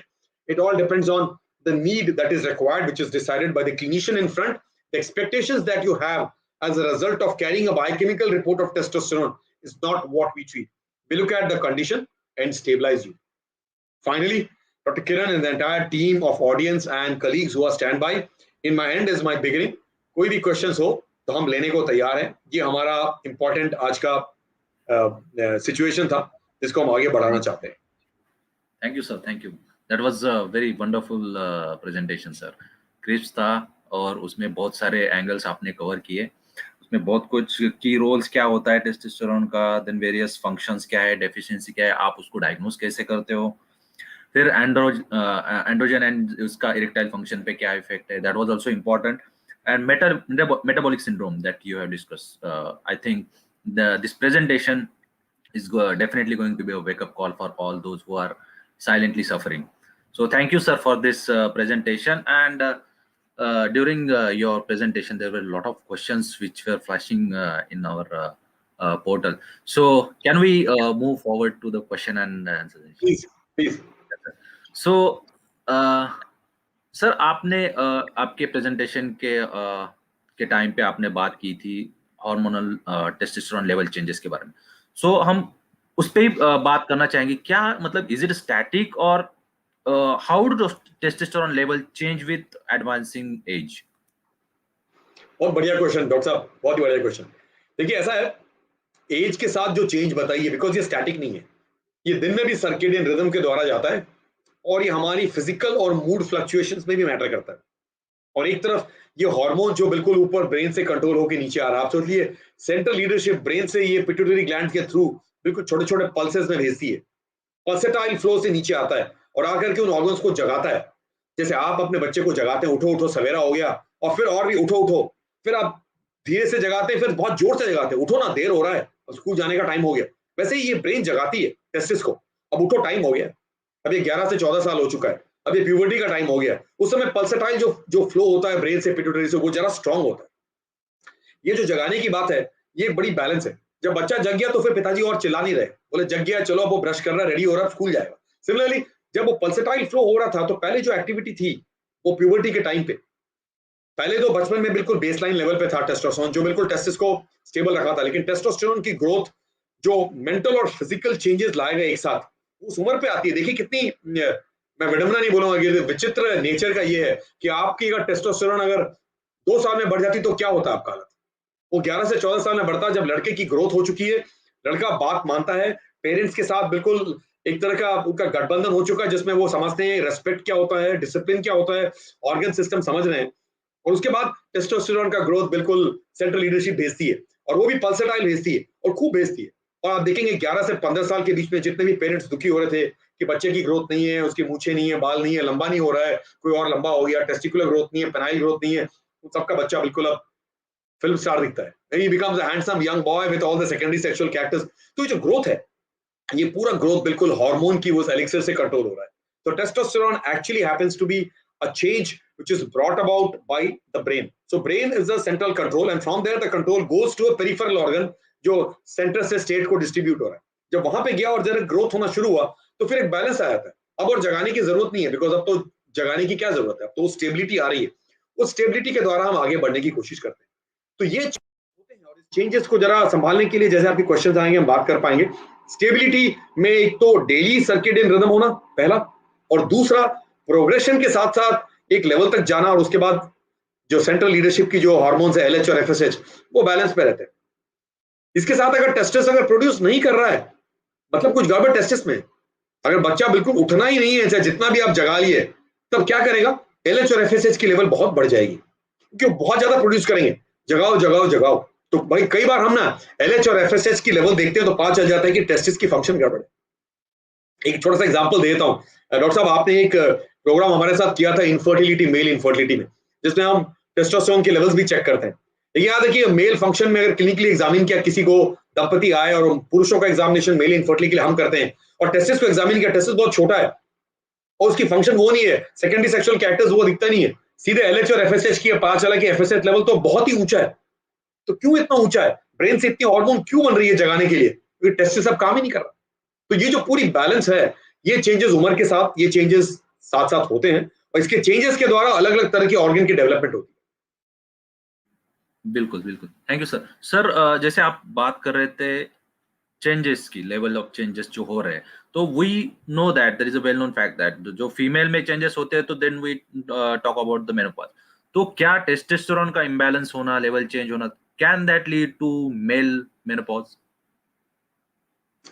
Wonderful. So एक बार चेंज क्या है पहले गौर करता हूं फिर आपकी इस शब्द को आता हूं। तो चेंज जो मैंने बताया एकदम अर्ली चाइल्डहुड में ना, टेस्टोस्टेरोन पेनिस और टेस्टिस को एक लेवल तक की ग्रोथ देता है, एक एक्सपेक्टेड लेवल तक ग्रोथ देता है, जो एक्सपेक्टेशन हर समय पुरुषों की पेरेंट्स की ज्यादा रहती है। पर अर्ली टीनेज ईयर्स में जब हम बेसिकली प्यूबर्टी के लेवल से क्रॉस कर रहे हैं तो सब कुछ, मूंछों का होना, वॉइस का डीपन होना, खुद फिजिकल ग्रोथ डेवलप होना, पुरुषों का भी ब्रेस्ट डेवलपमेंट होना, उनकी मसल डेवलप हो, उनका टोन डेवलप हो, ये पूरा होना, और एक तरह से ये नॉर्मल प्यूबर्टी की जो ग्रोथ हो रही है ग्रेजुअली, उस ग्रोथ की लेवल पे facial hair, body hair, confidence building, ये सब कुछ होता रहता है। तो ये टीनेज ईयर्स में होता है। एडल्टहुड में क्या होता है, ये हार्मोन लेवल्स ने अलग अलग ऑर्गन्स पे काम किया, जिसमें psychological, physical, brain, muscle, ligament, bone, सब पे इसका जो काम है वो बेसिकली मूड को कंट्रोल करता है। और देखिएगा बहुत इंपॉर्टेंट है, it's a mood elevator also. बहुत से लोग बोलते हैं मेरा मूड तो अच्छा हो गया जब से हम टीआरटी पे गए, टेस्टोस्टेरोन रिप्लेसमेंट पे गए। तो एक तरह वो मूड की चेंज है जिसमें लो लेवल इरिटेबिलिटी एक तरफ और दूसरी तरफ बिल्कुल बैलेंस मूड। आप एकदम बैलेंस पुरुष है, आपके हार्मोन्स बिल्कुल नॉर्मल है, तभी तो आप बैलेंस है ना। आप किसी भी तराजू से अपने आप को मेजर कर लेते हैं। आपका कंसेंट्रेशन गड़बड़ होना, नंबर वन, आपकी एनर्जी बिल्कुल इंटरनली बिल्कुल शिथिल लगना, ये अगर एडल्ट में होता है, कहीं ना कहीं उनको बहुत लंबा टाइम लगता है मेंटली या फिजिकली किसी एक्सरसाइज से रिकवर करने के लिए, ये बहुत ही कॉमन चीज देखी गई है। उनका पूरा इंटरेस्ट अपने पार्टनरशिप में कम होना, बात समझे। तो इस तरह की जो चीजें हैं, ये सब चीजें उम्र के साथ साथ चेंज हो सकती हैं। पुरुषों में ये हार्मोन चेंज हो रहा है, तो ये जो लूज टर्म यूज किया गया जिसे एंड्रोपॉज कहते हैं या मेल मेनोपॉज कहते हैं, ये एक दिन या एक हफ्ते, एक महीने की बात नहीं है कि कल से मेरा मेंस्ट्रुअल पीरियड्स बंद हो गया। फीमेल्स में जो हार्मोन की चेंज होती है वो ग्रेजुअल डिक्लाइन होती है अर्ली 40 से लेट 40s में, और फिर एक तरह का मेनोपॉज जो इस महीने के बाद अगले महीने से पीरियड्स बंद हो गए, वो एक मेनोपॉज का टर्म है। लेकिन वो टर्म पुरुषों में अप्लाई नहीं होता, बिकॉज पुरुषों में ये भी प्रोग्रेसिव चेंज है, और ये प्रोग्रेसिव चेंज बहुत ही स्लोली होती है। ये एक दिन बिल्कुल ऐसा नहीं होता कि बंद हो जाता, और हम कहीं ना कहीं इसकी कोई मेजरमेंट करते नहीं है, बिकॉज पुरुष इसके लिए कंप्लेन करते हुए नहीं आते। औरत जान जाती है कि मेरा आज से मेनोपॉज हो गया, अब पिछले 3 महीने से 6 महीने से 2 साल से पीरियड्स बंद हो गए, लेकिन पुरुषों में ऐसा कुछ नहीं होता। तो पुरुषों में हार्मोन की जो ग्रेजुअल डिक्लाइन है, उसके साथ साथ जो चेंजेस हो रहे हैं, वो चेंजेस हम ग्रेसफुली अपने उम्र के साथ साथ लेते जाते हैं, बिकॉज हम सब लगे रहते हैं अपने 45 50 55 60 70 साल में लगे ही हैं, और इसमें ऐसी कोई माइलस्टोन तो थी नहीं।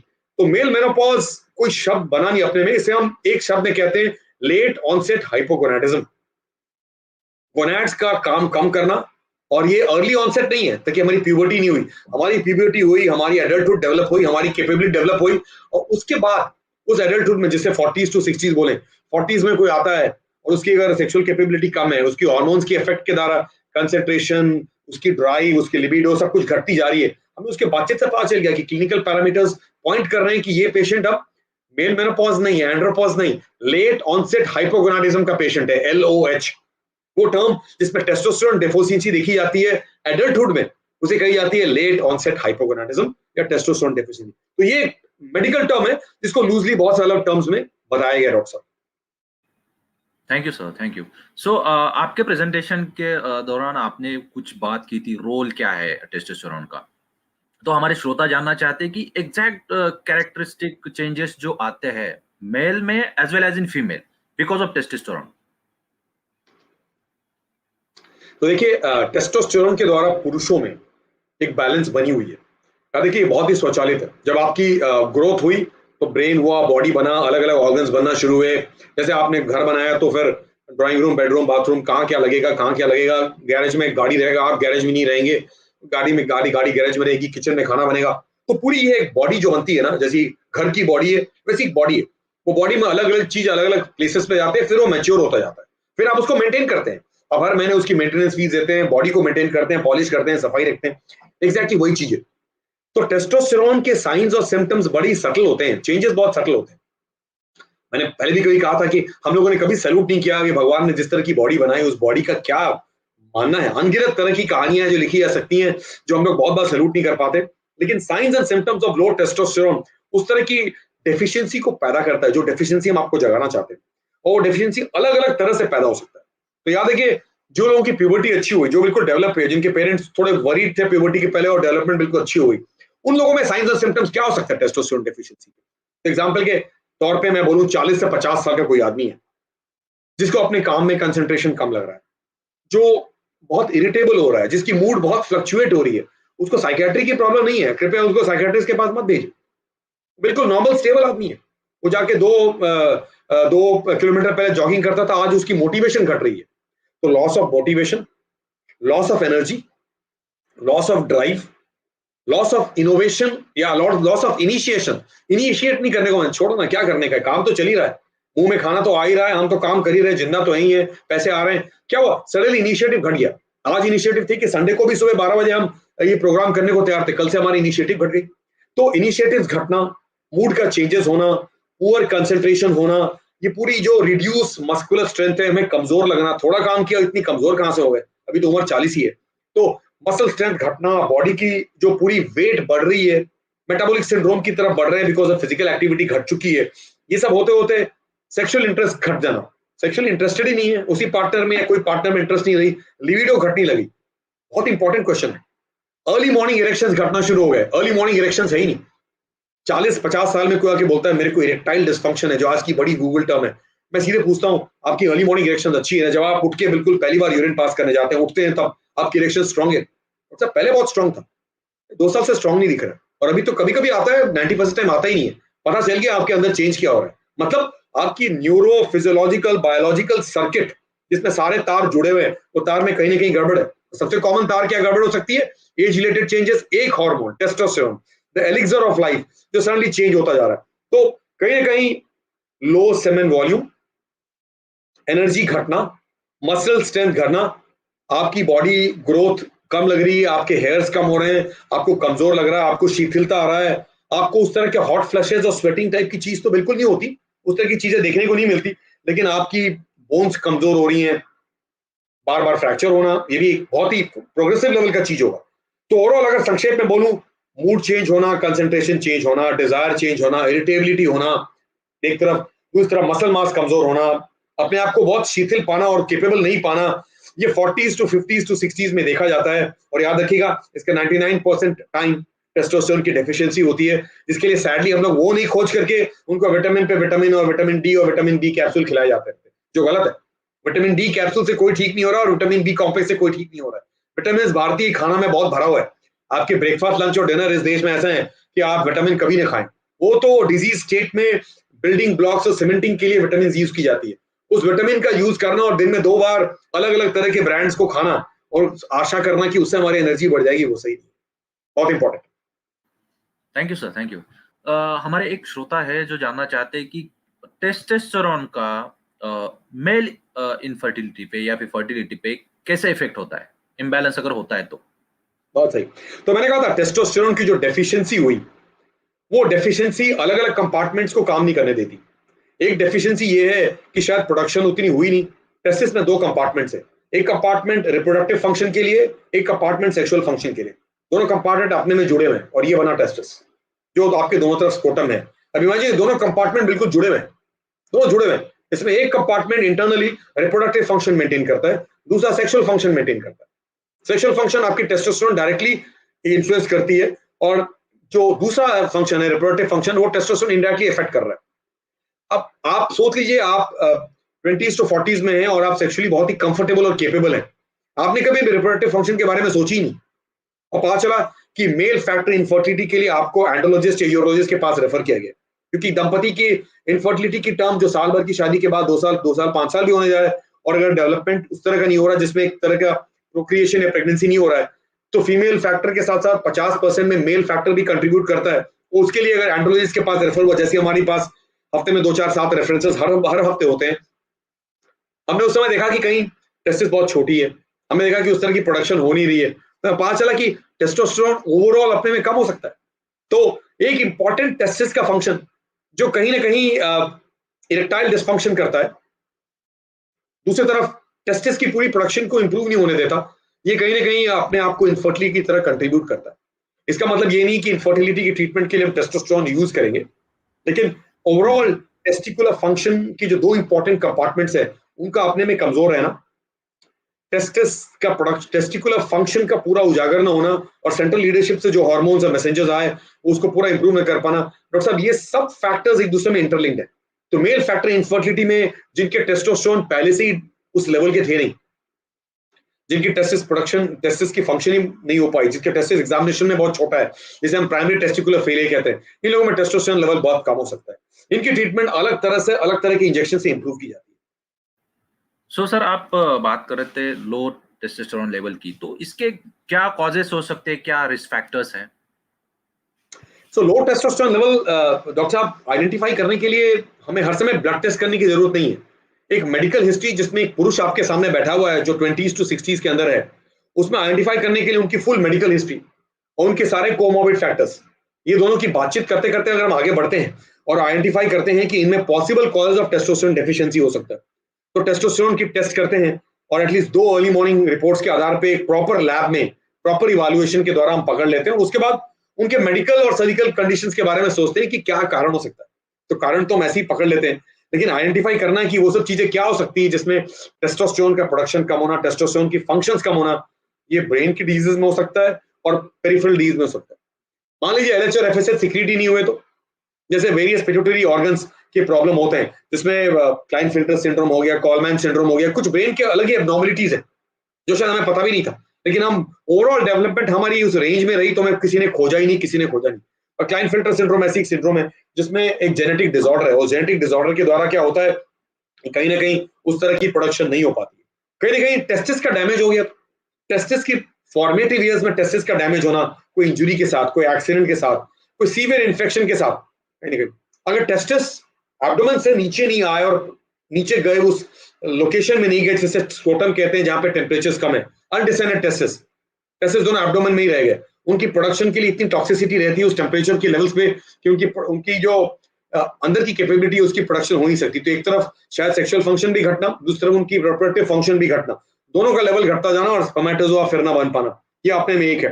तो हार्मोन्स का कम रहना, हार्मोन्स का न होना, टेस्टिस का पूरा डेवलपमेंट ना होना, इंजुरी होना, एक्सीडेंट होना, ये सब चीजें टेस्टोस्टेरोन की फंक्शन को घटा सकती है। क्लाइनफिल्टर सिंड्रोम, कॉलमैन सिंड्रोम, हजार तरह की इस तरह की बीमारियां हो सकती हैं जो बहुत इनेट है, इंटरनल है, साइलेंट है और बर्थ या डेवलपमेंट के आधार पे उस समय कुछ भी हो सकता है और हमें आपको पता भी ना चले। Right sir, right. So sir, हम जानना चाहेंगे कि आप खुद एक सब्जेक्ट एक्सपर्ट है इसमें, आप खुद एंड्रोयूरोलॉजिस्ट है, बहुत सारे पेशेंट्स डेली आप देखते हो, तो क्या किस तरह का प्रेजेंटेशन रहता है, किस तरह के सिम्टम्स रहते हैं लो टेस्टोस्टेरोन लेवल पेशेंट्स में, इवन इन फीमेल? बिल्कुल सही। तो आपने जब फीमेल शब्द कहा तो मैं एक बार उजागर करता हूँ, मेल्स और फीमेल दोनों में टेस्टोस्टेरोन होता है। फीमेल का टेस्टोस्टेरोन बिल्कुल बेसलाइन पे होती है, एकदम बेसलाइन पे। किसी औरत का सामने होना और मैं बोल दूंगा टेस्टोस्टेरोन ज्यादा है, सामने दिख जाएगा। कैसे? टेस्टोस्टेरोन उस तरह के फंक्शंस में चेंज लाता है, जैसे औरतों में क्लैटोरिस का बढ़ जाना, क्लैटोरोमीगैली होना, जिसमें क्लैटोरिस बिल्कुल पेनाइल ऑर्गन की तरह बहुत बड़ा दिखना, बिकॉज वो ऑर्गन्स को स्टिमुलेट होता है। उनकी मूछें होना, उनकी दाढ़ी होना, उनकी आवाज बिल्कुल बदल जाना, पुरुषों की तरह आवाज होना, ये सब चीजें दरअसल एक तरह की विरलाइजेशन कही जाती है। तो विरलाइजेशन या मेल फैक्टर की चेंजेस उस तरह का हो पाना जिसमें कहीं ना कहीं वो प्रोडक्शन हो रहा है, जो प्रोडक्शन एक्चुअली टेस्टोस्टेरोन की लेवल के द्वारा टेस्टोस्टेरोन को आगे बढ़ाने का मौका दे रहा है, वो बहुत इंपॉर्टेंट है। तो हमें पहचानना है कि किस स्त्री में टेस्टोस्टेरोन की लेवल बढ़ सकती है। सिंपल सी बात है। तो कुछ औरतें प्रेजेंट करती हैं with क्लाइटोरोमीगैली, with mustache, with beard, with a male profile overall.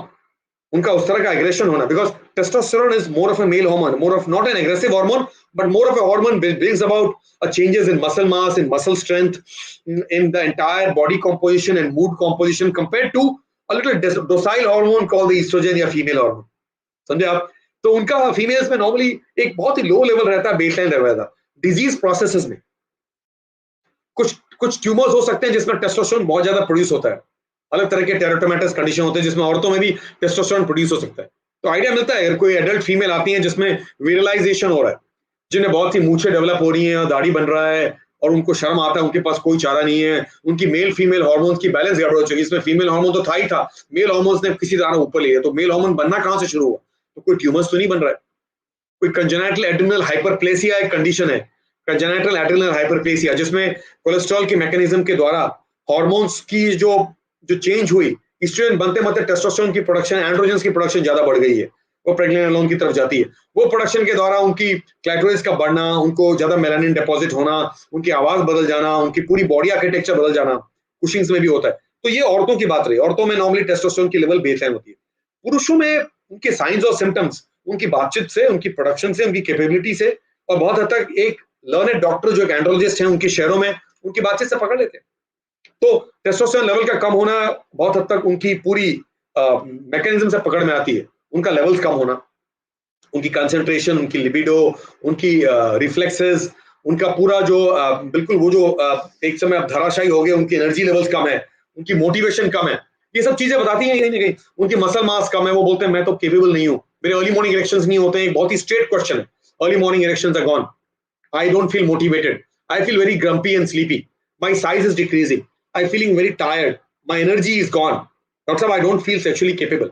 ये सब चीजें जो है ना, जिसमें मोटिवेशनल और कैपेबिलिटी दोनों घटती जा रही है, साइकोलॉजिकली और फिजिकली आदमी नीचे घटता जा रहा है, जिसमें मसल मास बढ़ रही है, मेटाबॉलिक सिंड्रोम आपको खींच के उस तरफ ले जा रहा है और आपकी मोटिवेशन घट रही है। ये सब चीजों को हम दरअसल कहते हैं, इसमें पेनाइल ऑर्गन की श्रिंकेज हो सकती है, टेस्टिकुलर ऑर्गन की श्रिंकेज हो सकती है। ये सब वो मैच्योर ईयर्स में होते हैं जहां पे हमें बहुत ही फोकस होना पड़ता है। तो as a andrologist, as a urologist, हमारी फोकस इस लेवल पे इतनी ज्यादा होती है कि हम टेस्टोस्टेरोन की चेंजेस को ब्लड लेवल पे ना देखें, क्लिनिकल बायोकेमिकल चेंज की जो गठबंधन है जिसमें दोनों चीजें गड़बड़ हो रही है, तभी हम उसको कहते हैं कि टेस्टोस्टेरोन डेफिशिएंसी के शिकार हो चुके हैं और चेंजेस हो रही है। Thank you sir, thank you. So हमने बात तो की लो टेस्टोस्टेरोन लेवल की, तो क्या कुछ कारण, क्या कुछ कॉजेस, रिस्क फैक्टर्स है जिससे टेस्टोस्टेरोन लेवल एक्सेस में बढ़ सकता है? मैंने आपको औरतों में बताया जिसमें टेस्टोस्टेरोन लेवल बिल्कुल बेसलाइन है, और एक्सेस में बढ़ने का कारण ये हुआ कि आपको चेहरे पे दिख गया, राइट।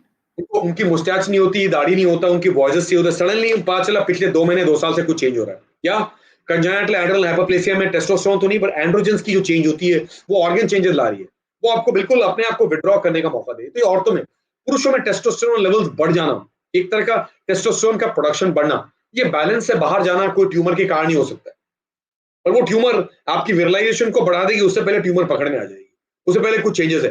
तो पुरुषों में टेस्टोस्टेरोन लेवल बैलेंस से ऊपर चले जाएगा ऐसा पॉसिबल नहीं है, बिकॉज एक मैकेनिज्म है। बैलेंस से नीचे घट जाना ज्यादा कॉमन है, बैलेंस से ऊपर जाना मतलब आप बहुत ही हाइपर सेक्सुअलिटी का फीचर्स होना, जिसमें एक तरह की वो भी मूड से रिलेटेड, बहुत हद तक मूड से रिलेटेड है। तो कहीं ना कहीं बहुत हाई टेस्टोस्टेरोन लेवल के बारे में इतनी डिस्कशन हुई नहीं है, क्लिनिकल पार्लेंस में इस तरह के पेशेंट इतने देखने को नहीं मिले हैं, और ये जो चेंज होती है, इस चेंज का एक तरह बैलेंस पता भी चल जाता है। तो वो इतना बड़ा क्लिनिकल प्रॉब्लम नहीं रहा है जितना लो टेस्टोस्टेरोन रहा है, बिकॉज उसमें प्रोग्रेशन होते होते वो प्रोग्रेशन हो चुका है जहां से फिर आपको खींच के लाना बहुत मुश्किल होता है, जिसमें आपको ढाढ़स देना, पार्टनर को ढाढ़स देना, आपको ग्रेजुअली धीरे धीरे इंप्रूव करना। आप सडनली टेस्टोस्टेरोन बहुत ज्यादा मात्रा में दे भी नहीं सकते, तो मेडिकल गाइडलाइंस के आधार पर उसको बैलेंस लाना पड़ता है। बिल्कुल, बिल्कुल सर।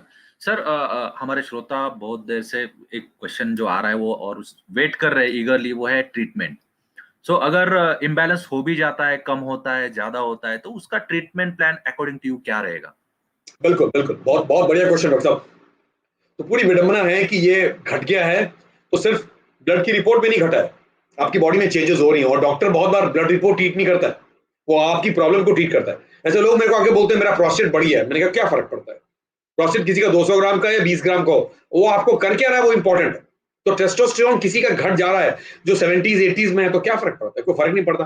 पर अगर कोई आके बोलता है मेरी लो डिजायर है, लो कैपेबिलिटी, अर्ली मॉर्निंग इरेक्शंस घट रहा है, मेरी पेनाइल ऑर्गन की श्रिंकेज हो रही है, इरेक्टाइल डिस्फंक्शन ऐसा है कि जो हमारी एंड्रोलॉजिस्ट ने ट्रीटमेंट की पर ट्रीटमेंट से इंप्रूवमेंट नहीं मिल पा रहा है, तो हम सोचते हैं कुछ क्लिनिकल सिचुएशन है जिसमें क्लिनिकल विडंबना को एस्टैब्लिश करने के लिए उनको ट्रीट तो करेंगे ही करेंगे।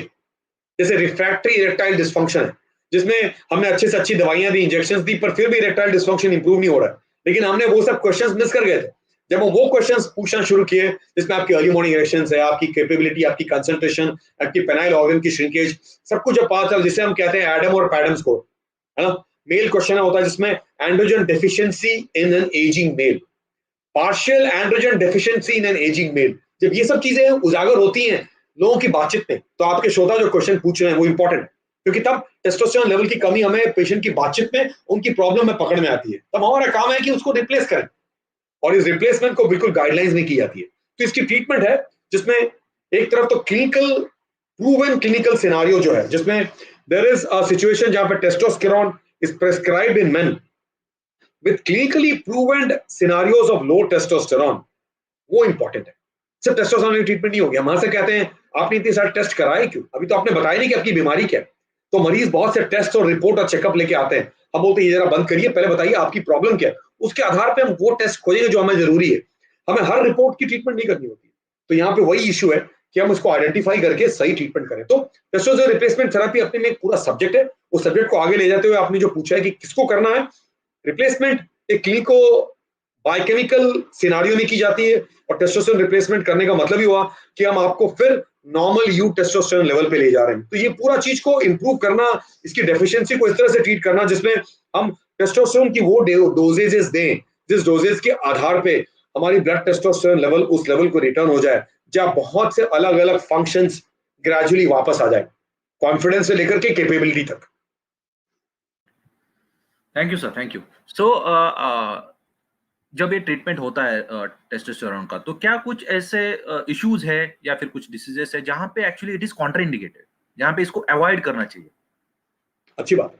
तो टेस्टोस्टेरोन की जो ट्रीटमेंट करते हैं इसमें सबसे इंपॉर्टेंट ये है कि हम कैसे ट्रीट करते हैं। तो मैंने वो चीज अभी के लिए मिस कर गए थे, तो ट्रीटमेंट भी हम वैसे ही करते हैं जिसमें हम बहुत ही जनरल ग्रेजुअल इंप्रूवमेंट लाते हैं। आज सडनली कोई फिसल रहा तो उसको उठा के वापस यहाँ ले आए, वो नहीं होता। ग्रेजुअल और बहुत ही प्रोग्रेसिव इंप्रूवमेंट लाते हैं जिसमें हम मिलते रहते हैं और डोजेज की चेंज करते रहते हैं, क्योंकि आपने कहा एक शब्द कॉन्ट्रा इंडिकेशन, तो कोई इंडिकेशन होते होते गड़बड़ ना हो जाए, ये इंपॉर्टेंट है कोई भी थेरेपी में, इसलिए इसकी गाइडलाइंस डेवलप की गई, बिकॉज ये सब नैनोग्राम और माइक्रोग्राम और मिलीग्राम में टेस्ट होते हैं, तो इनको अगर किलोग्राम में देना शुरू किया तो ये अब्यूज कहलाएगा, ये ट्रीटमेंट के बदले में एक गड़बड़ हो जाएगा, है ना। The want for more and the desire for more is always there, हमारा सब कुछ बड़ा हो और अच्छा हो और ओवरनाइट हो जाए, ये गड़बड़ है।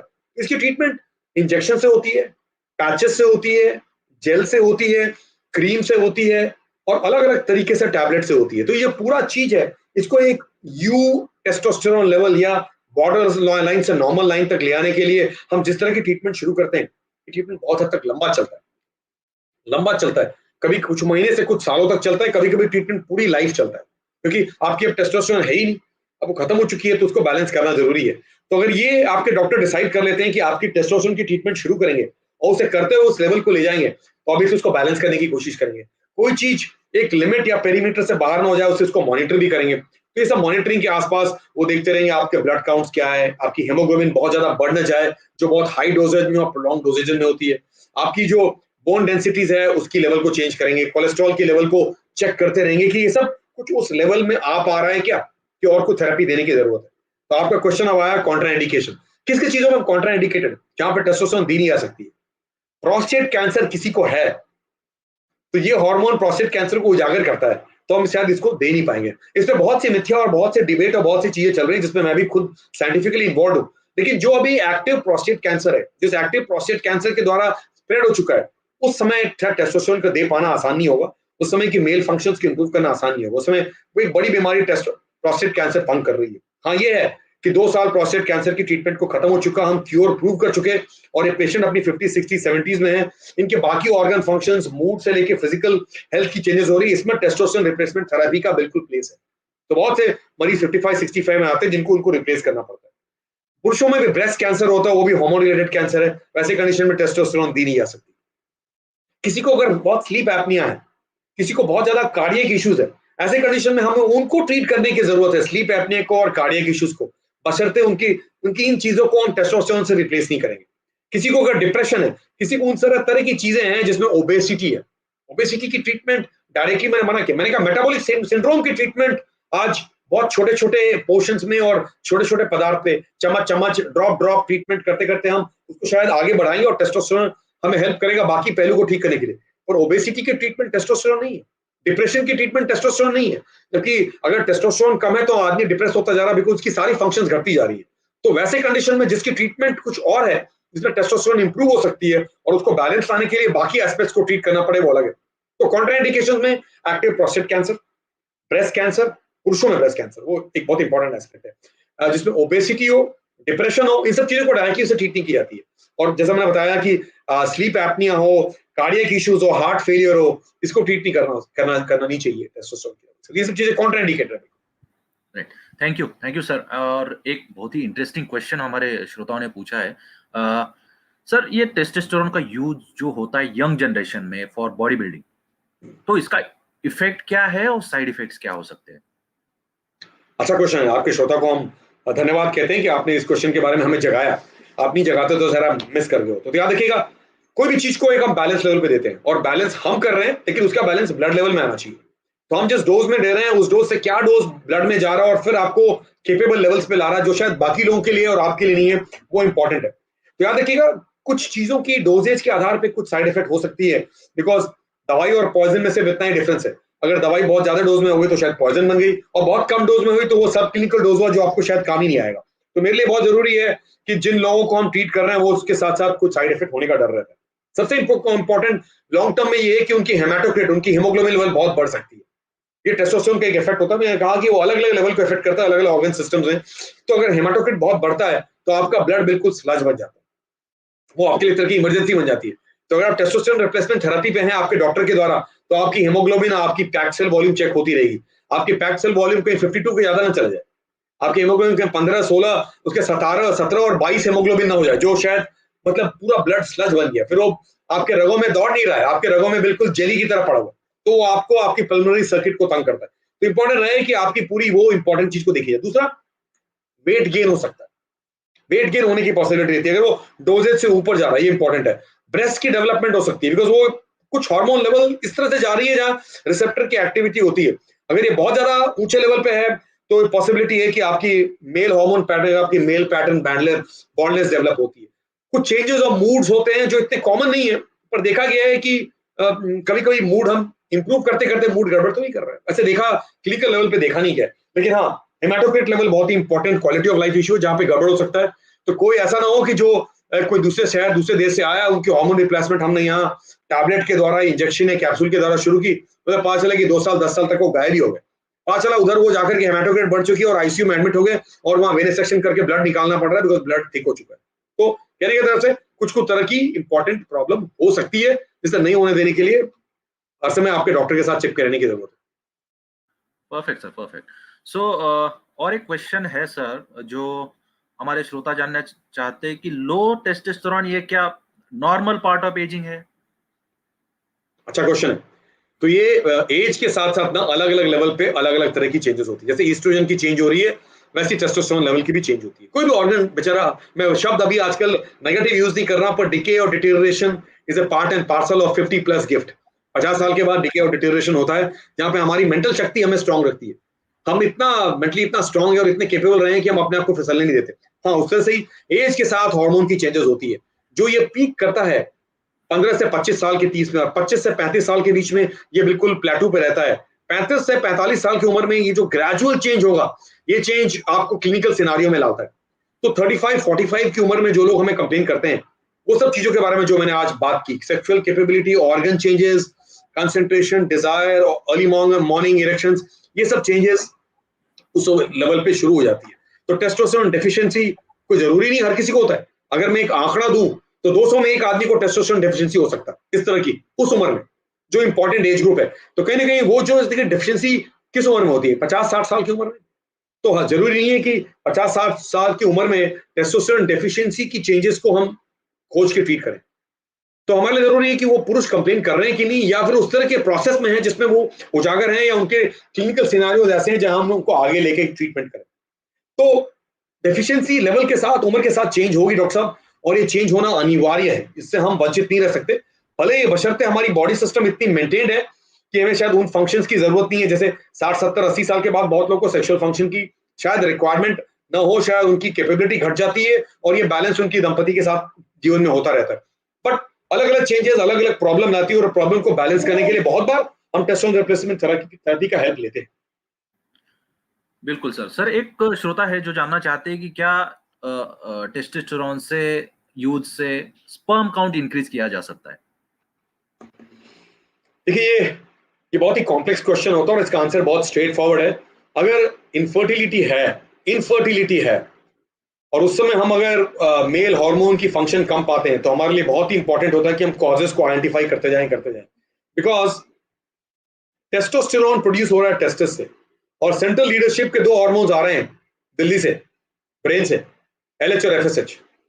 अगर हम टेस्टोस्टेरोन रिप्लेसमेंट थेरेपी शुरू करते हैं तो टेस्टोस्टेरोन प्रोड्यूस नहीं करती है, मतलब एक्सटर्नल हार्मोन्स आपके फिर सेंट्रल लीडरशिप को एक्टिवेट नहीं करने देते। तो बहुत बार देखा जाता है कि 15 से 25 साल की उम्र में लोग आते हैं जिनकी टेस्टोस्टेरोन लेवल्स कम हो सकती है, और वो मैच्योरेशन ईयर्स में है, और ये चेंजेस बॉडी के बहुत से कारणों से शायद कम हो सकती है, बॉर्डरलाइन हो सकती है। वैसे कंडीशन में अगर हम टेस्टोस्टेरोन दे रहे हैं तो एक्चुअली फर्टिलिटी के अगेंस्ट काम कर रहे हैं। याद रखिएगा, 4 हफ्ते से 14 हफ्ते के अंदर टेस्टोस्टेरोन रिप्लेसमेंट थेरेपी कभी कभी टेस्टिस में, उस एज ग्रुप में जो फर्टाइल एज ग्रुप है, जहां अभी भी पेरेंटहुड कंप्लीट नहीं हुआ, फैमिली कंप्लीट नहीं हुआ, वहां हम शायद may do some harm instead of doing good. तो टेस्टोस्टेरोन रिप्लेसमेंट थेरेपी हम नॉर्मली फर्टाइल एज ग्रुप में without completion of families strongly consider नहीं करते। कोई इनफर्टिलिटी के लिए आया, उसकी सेक्सुअल फंक्शन भी घटी हुई है, तो उसको टेस्टोस्टेरोन रिप्लेसमेंट थेरेपी से ट्रीट नहीं की जाती है, क्योंकि उसने अपनी फैमिली कंप्लीट नहीं की है। पॉसिबल है कि हम टेस्टोस्टेरोन ऊपर से दें, उनको वो टेम्पररी फंक्शन में इंप्रूवमेंट मिले, लेकिन उनकी टेस्टिस इरिवर्सिबल फंक्शन डिटेरियोरेशन में जाएगी, जहां उनकी स्पर्मेटोजोइड प्रोडक्शन इंप्रूव होने के बदले में गड़बड़ होती जाएगी। उसके लिए अलग तरह की कॉम्बिनेशन दी जाती है, जो शायद हार्मोन्स को सेंट्रल तरफ से बढ़ाए, पर टेस्टोस्टेरोन डायरेक्टली उसके लिए दी नहीं जाती। तो testosterone to improve fertility probably is not a direct treatment. इस ट्रीटमेंट के लिए हमें सेंट्रली क्या काम करना पड़ता है, जो बहुत बार काम करता है, और बहुत बार शायद बिकॉज ये रेजिस्टेंट है शायद काम ना करे, तो अलग अलग पड़ाव पे आगे बढ़ना पड़ता है, अलग अलग चीजों को सेपरेटली ट्रीट करना पड़ता right sir. So I think you have already answered this question, but हमारे श्रोता जानना चाहते हैं कि ये जो ट्रीटमेंट है टेस्टोस्टेरोन थेरेपी, इसका क्या रिस्क इंक्रीज होता है कार्डियोवास्कुलर डिसीज पे या फिर कैंसर पे? तो सही, आपने सही क्वेश्चन पूछा है। श्रोता बिल्कुल जगह में और वो पार्टिसिपेट कर रहे हैं, तो उन्हें क्वेश्चन पूछा तो मेरा ये बताना जरूरी होगा कि टेस्टोस्टेरोन थेरेपी आप खुद नहीं ले सकते, आप खुद इसके ऑफ द काउंटर ट्रीटमेंट नहीं कर सकते, ये आपके स्पेशलिस्ट ही ट्रीट करेंगे। वो डिसाइड करेंगे कितने दिन देना है, कैसे देना, किस डोज में देना है। टेस्टोस्टेरोन पे आप हाथ नहीं लगा सकते। वो उस तरह का एक चिंगारी है जो जलेगा तो बिल्कुल बॉम्ब की तरह बनता है, तो छोटा सा चिंगारी को जलने न दे। वो एक बैलेंस है जो बैलेंस एक स्पेशलिस्ट ही ला सकता है। बिकॉज मैंने कहा कि ये कोई लाइफ थ्रेटनिंग कंडीशन नहीं जहां आपके टेस्टोस्टेरोन कम है तो कुछ गड़बड़ हो रहा है, ऐसा कुछ नहीं हो रहा। हम क्वालिटी ऑफ लाइफ को इंप्रूव करने के लिए और बहुत से पैरामीटर्स को इंप्रूव करने के लिए जो डोजेज में देते हैं, जिसमें ये जो खिचड़ी बनी हुई है आपकी various quality of life issues को, उसको टेस्टी बनाने के लिए टेस्टोस्टेरोन की जो रिप्लेसमेंट है वो एक स्पेशलिस्ट ही बैलेंस कर सकता है। तो कैंसर्स में, जैसे ब्रेस्ट कैंसर में और एक्टिव प्रोस्टेट कैंसर में, मेटास्टेटिक प्रोस्टेट कैंसर में इसे यूज नहीं की जाती है, इस कैंसर्स को बढ़ावा देता है। वैसे मैंने कहा कि कार्डियक फेलियर में इसकी रिक्वायरमेंट नहीं है। टेस्टोस्टेरोन अपने में एक इतना इंपॉर्टेंट हार्मोन है जिसको जब ये सब चीजों को बैलेंस करने के बाद एक तरह की सप्लीमेंट्री डोजेज में यूज की जाती है। ओबेसिटी की डायरेक्ट ट्रीटमेंट नहीं हो सकती, डिप्रेशन की डायरेक्ट ट्रीटमेंट नहीं है, जबकि इसका कम होना आपको बहुत से पहलू में डिप्रेस कर रहा है, फिजिकली भी आपको घटा रहा है और मेंटली भी आपको डिप्रेस कर रहा है, पर इसकी डायरेक्ट ट्रीटमेंट नहीं है। तो बहुत सी चीजों में हमें, जैसे ओबेसिटी हो, स्लीप एपनिया हो, हार्ट फेलियर हो, उनको इन्वेस्टिगेट करना, उनको स्टेबलाइज करना और फिर कोई सपोर्टिव डोज में एक जमाने में इसको शुरू करना पड़ सकता है, ये पॉसिबिलिटी हो सकती है। Thank you, sir. Thank you so much. So, sir, if time permits, can we take few more questions? We must take questions. We must take. It's a difficult topic because इस तरह की topic की discussion हो नहीं पाती है और बहुत बार ये अब्यूज हो जाता है, तो ये बहुत जरूरी है। मेरे पास एक क्वेश्चन आया डॉक्टर साहब, मेरे पास एक क्वेश्चन अभी जैसे फ्लैश किया मेरे फोन पे और इम्पोर्टेंट है, मैं आपको बताऊं या ये क्वेश्चन सबको पूछूं। कुछ कर सकते हैं क्या हम टेस्टोस्टेरोन डेफिशिएंसी नहीं होने के लिए? ये क्वेश्चन मेरे फोन पे भी फ्लैश कर रहा है। तो ये अच्छी क्वेश्चन है। इस तरह की क्वेश्चन जो हमें व्याकुल बनाती है कि क्या हम अमर हो सकते हैं? शायद पॉसिबल नहीं है। अब शायद इस जमाने में अमर नहीं हो पाएंगे, ये सब हम सिर्फ साइंस फिक्शन और उन तरह की मूवीज में ही देख पाएंगे, या उस तरह के हम वेदांत और उपनिषद ही पढ़ सकेंगे, हम शायद अमर नहीं हो पाएंगे, ये पॉसिबल है। तो टेस्टोस्टेरोन डेफिशिएंसी को कम करने के लिए कोई प्रिवेंशन? ये बहुत ही कॉम्प्लेक्स और अच्छा क्वेश्चन मैंने कभी नहीं सुना अपने 24 साल के करियर में। आपको बताना चाहता हूं कि देयर आर नो वेज जहां पे हम टेस्टोस्टेरोन डेफिशिएंसी की ट्रू डेफिशिएंसी को आप ट्रीट कर पाएंगे। ऑब्वियसली ये कॉज बेस्ड रिलेशनशिप है, क्योंकि कुछ डेफिशिएंसी कॉजेस होते हैं जिसके कारण कुछ डैमेज होता है, आप डैमेज को आइडेंटिफाई करते हैं, अपने डॉक्टर के पास जाते हैं और फिर ट्रीटमेंट होती है। तो ये आपकी हेल्दी लाइफस्टाइल को इंटरफेयर कर रहा है, तब आपकी नींद खुली है, और ये लाइफस्टाइल की मैनेजमेंट आपके डॉक्टर करते हैं। तो लो टेस्टोस्टेरोन लेवल को बैलेंस करते रहना इंपॉर्टेंट है, जो प्रोग्रेसिवली, मेरी ये पूरी वार्तालाप में थी कि ये प्रोग्रेसिवली चेंज होता ही जाएगा। तो ये जो क्वेश्चन आपने पूछा है, ये क्वेश्चन एक्चुअली प्रिवेंशन का नहीं है, आज हम ट्रीटमेंट की बात कर रहे हैं। हम इसको ट्रीट कर सकते हैं और हमारा ट्रीटमेंट डायरेक्टेड है उन इलनेसेस के, उन बीमारियों पे जो बीमारी आपको शायद क्वालिटी ऑफ लाइफ को कम करती जा रही है। प्रिवेंट नहीं कर पाएंगे हम। डॉक्टर साहब आपके क्वेश्चन, ये अच्छा क्वेश्चन था। एक श्रोता है जो, I think this is interesting question, क्या लो टेस्टोस्टेरोन कॉजेस बीपीएच? सो टेस्टोस्टेरोन प्रोस्टेट पे काम तो करता ही है, लेकिन टेस्टोस्टेरोन डायरेक्टली प्रोस्टेट को इफेक्ट नहीं करता। डायहाइड्रोटेस्टोस्टेरोन वो है जो प्रोस्टेटिक ग्रोथ को लाता है। मेरे को याद है आज से 20-25 साल पहले जो रिसर्चेस होती थी उसमें डर था कि आपने अगर टेस्टोस्टेरोन थेरेपी दी तो प्रोस्टेट सडनली बढ़ जाएगा, आपकी प्रोस्टेटिज्म हो जाएगी। आज वो एक्चुअली सच नहीं है, क्योंकि जब हम टेस्टोस्टेरोन रिप्लेसमेंट थेरेपी करते हैं, जैसे रिप्लेसमेंट थेरेपी में हम टेस्टोस्टेरोन के लेवल्स को जैसे यू ग्लाइसेमिक कहते हैं डायबिटीज कंट्रोल, वैसे अगर यू टेस्टोस्टेरोन को लेवल को लाते हैं, जिससे बैलेंस टेस्टोस्टेरोन लेवल आप एक्सटर्नली आप दे रहे हैं, तो जो टेस्टोस्टेरोन की जो लेवल्स हैं उसका कुछ अंश फ्री और कुछ अंश बायोकेमिकल होता है, और कुछ अंश होता है जो प्रोटीन बाउंड या कंजुगेटेड होता है। जो टेस्टोस्टेरोन की जो लेवल्स, जो एक्टिव टेस्टोस्टेरोन लेवल्स है, उसके जो रिक्वायरमेंट है in terms of bringing about changes in the prostate, वो उससे अपना अंश निकाल लेती है। उसकी मेटाबॉलिज्म होती है एक हार्मोन के द्वारा, जिसे हम डायहाइड्रोटेस्टोस्टेरोन कहते हैं, और उतना ही इफेक्ट लाती है। तो ये मानना कि टेस्टोस्टेरोन रिप्लेसमेंट थेरेपी में एकदम प्रोग्रेसिवली बीपीएच, प्रोस्टेट कैंसर हो जाएगा और प्रोस्टेट बढ़ जाएगा, ये दोनों मिथ आज प्रूव हो चुके हैं कि दोनों गलत है। सो दो टेस्टोस्टेरोन के द्वारा ही चेंजेस लाती है, और प्रोस्टेट टेस्टोस्टेरोन की ही फीड से अपनी चेंजेस लाता है। पुरुषों का ग्लैंड है, लेकिन उसकी बायोमैकेनिक्स इतनी डिफिकल्ट है कि टेस्टोस्टेरोन डायरेक्टली अपने आप से काम नहीं करता। वो एक तरह की बायोकेमिकल चेंज में डायहाइड्रोटेस्टोस्टेरोन अपनी एंजाइम की एक्टिविटी के द्वारा काम करता है।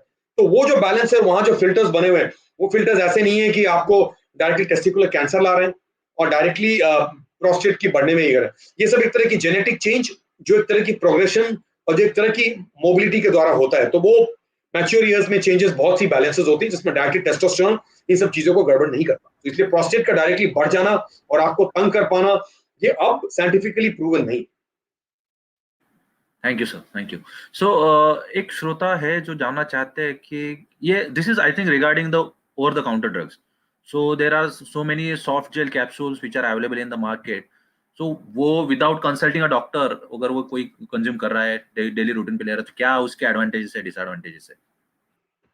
मैंने आपको मेंस हेल्थ में एक चीज याद दिलाया, तो डॉक्टर साहब आप ये क्वेश्चन पूछते हैं तो मेरे को बहुत खुशी होती है कि हम श्रोताओं को जो सुनने वाले हैं और जो बिल्कुल एक्टिवली आज संडे को रिलैक्स कंडीशन में सुन रहे हैं, over the counter drugs to improve quality of life जो शायद थोड़ी सी घट गई है, उसको आप अपने बॉडी पे एक्सपेरिमेंट कभी नहीं कर सकते।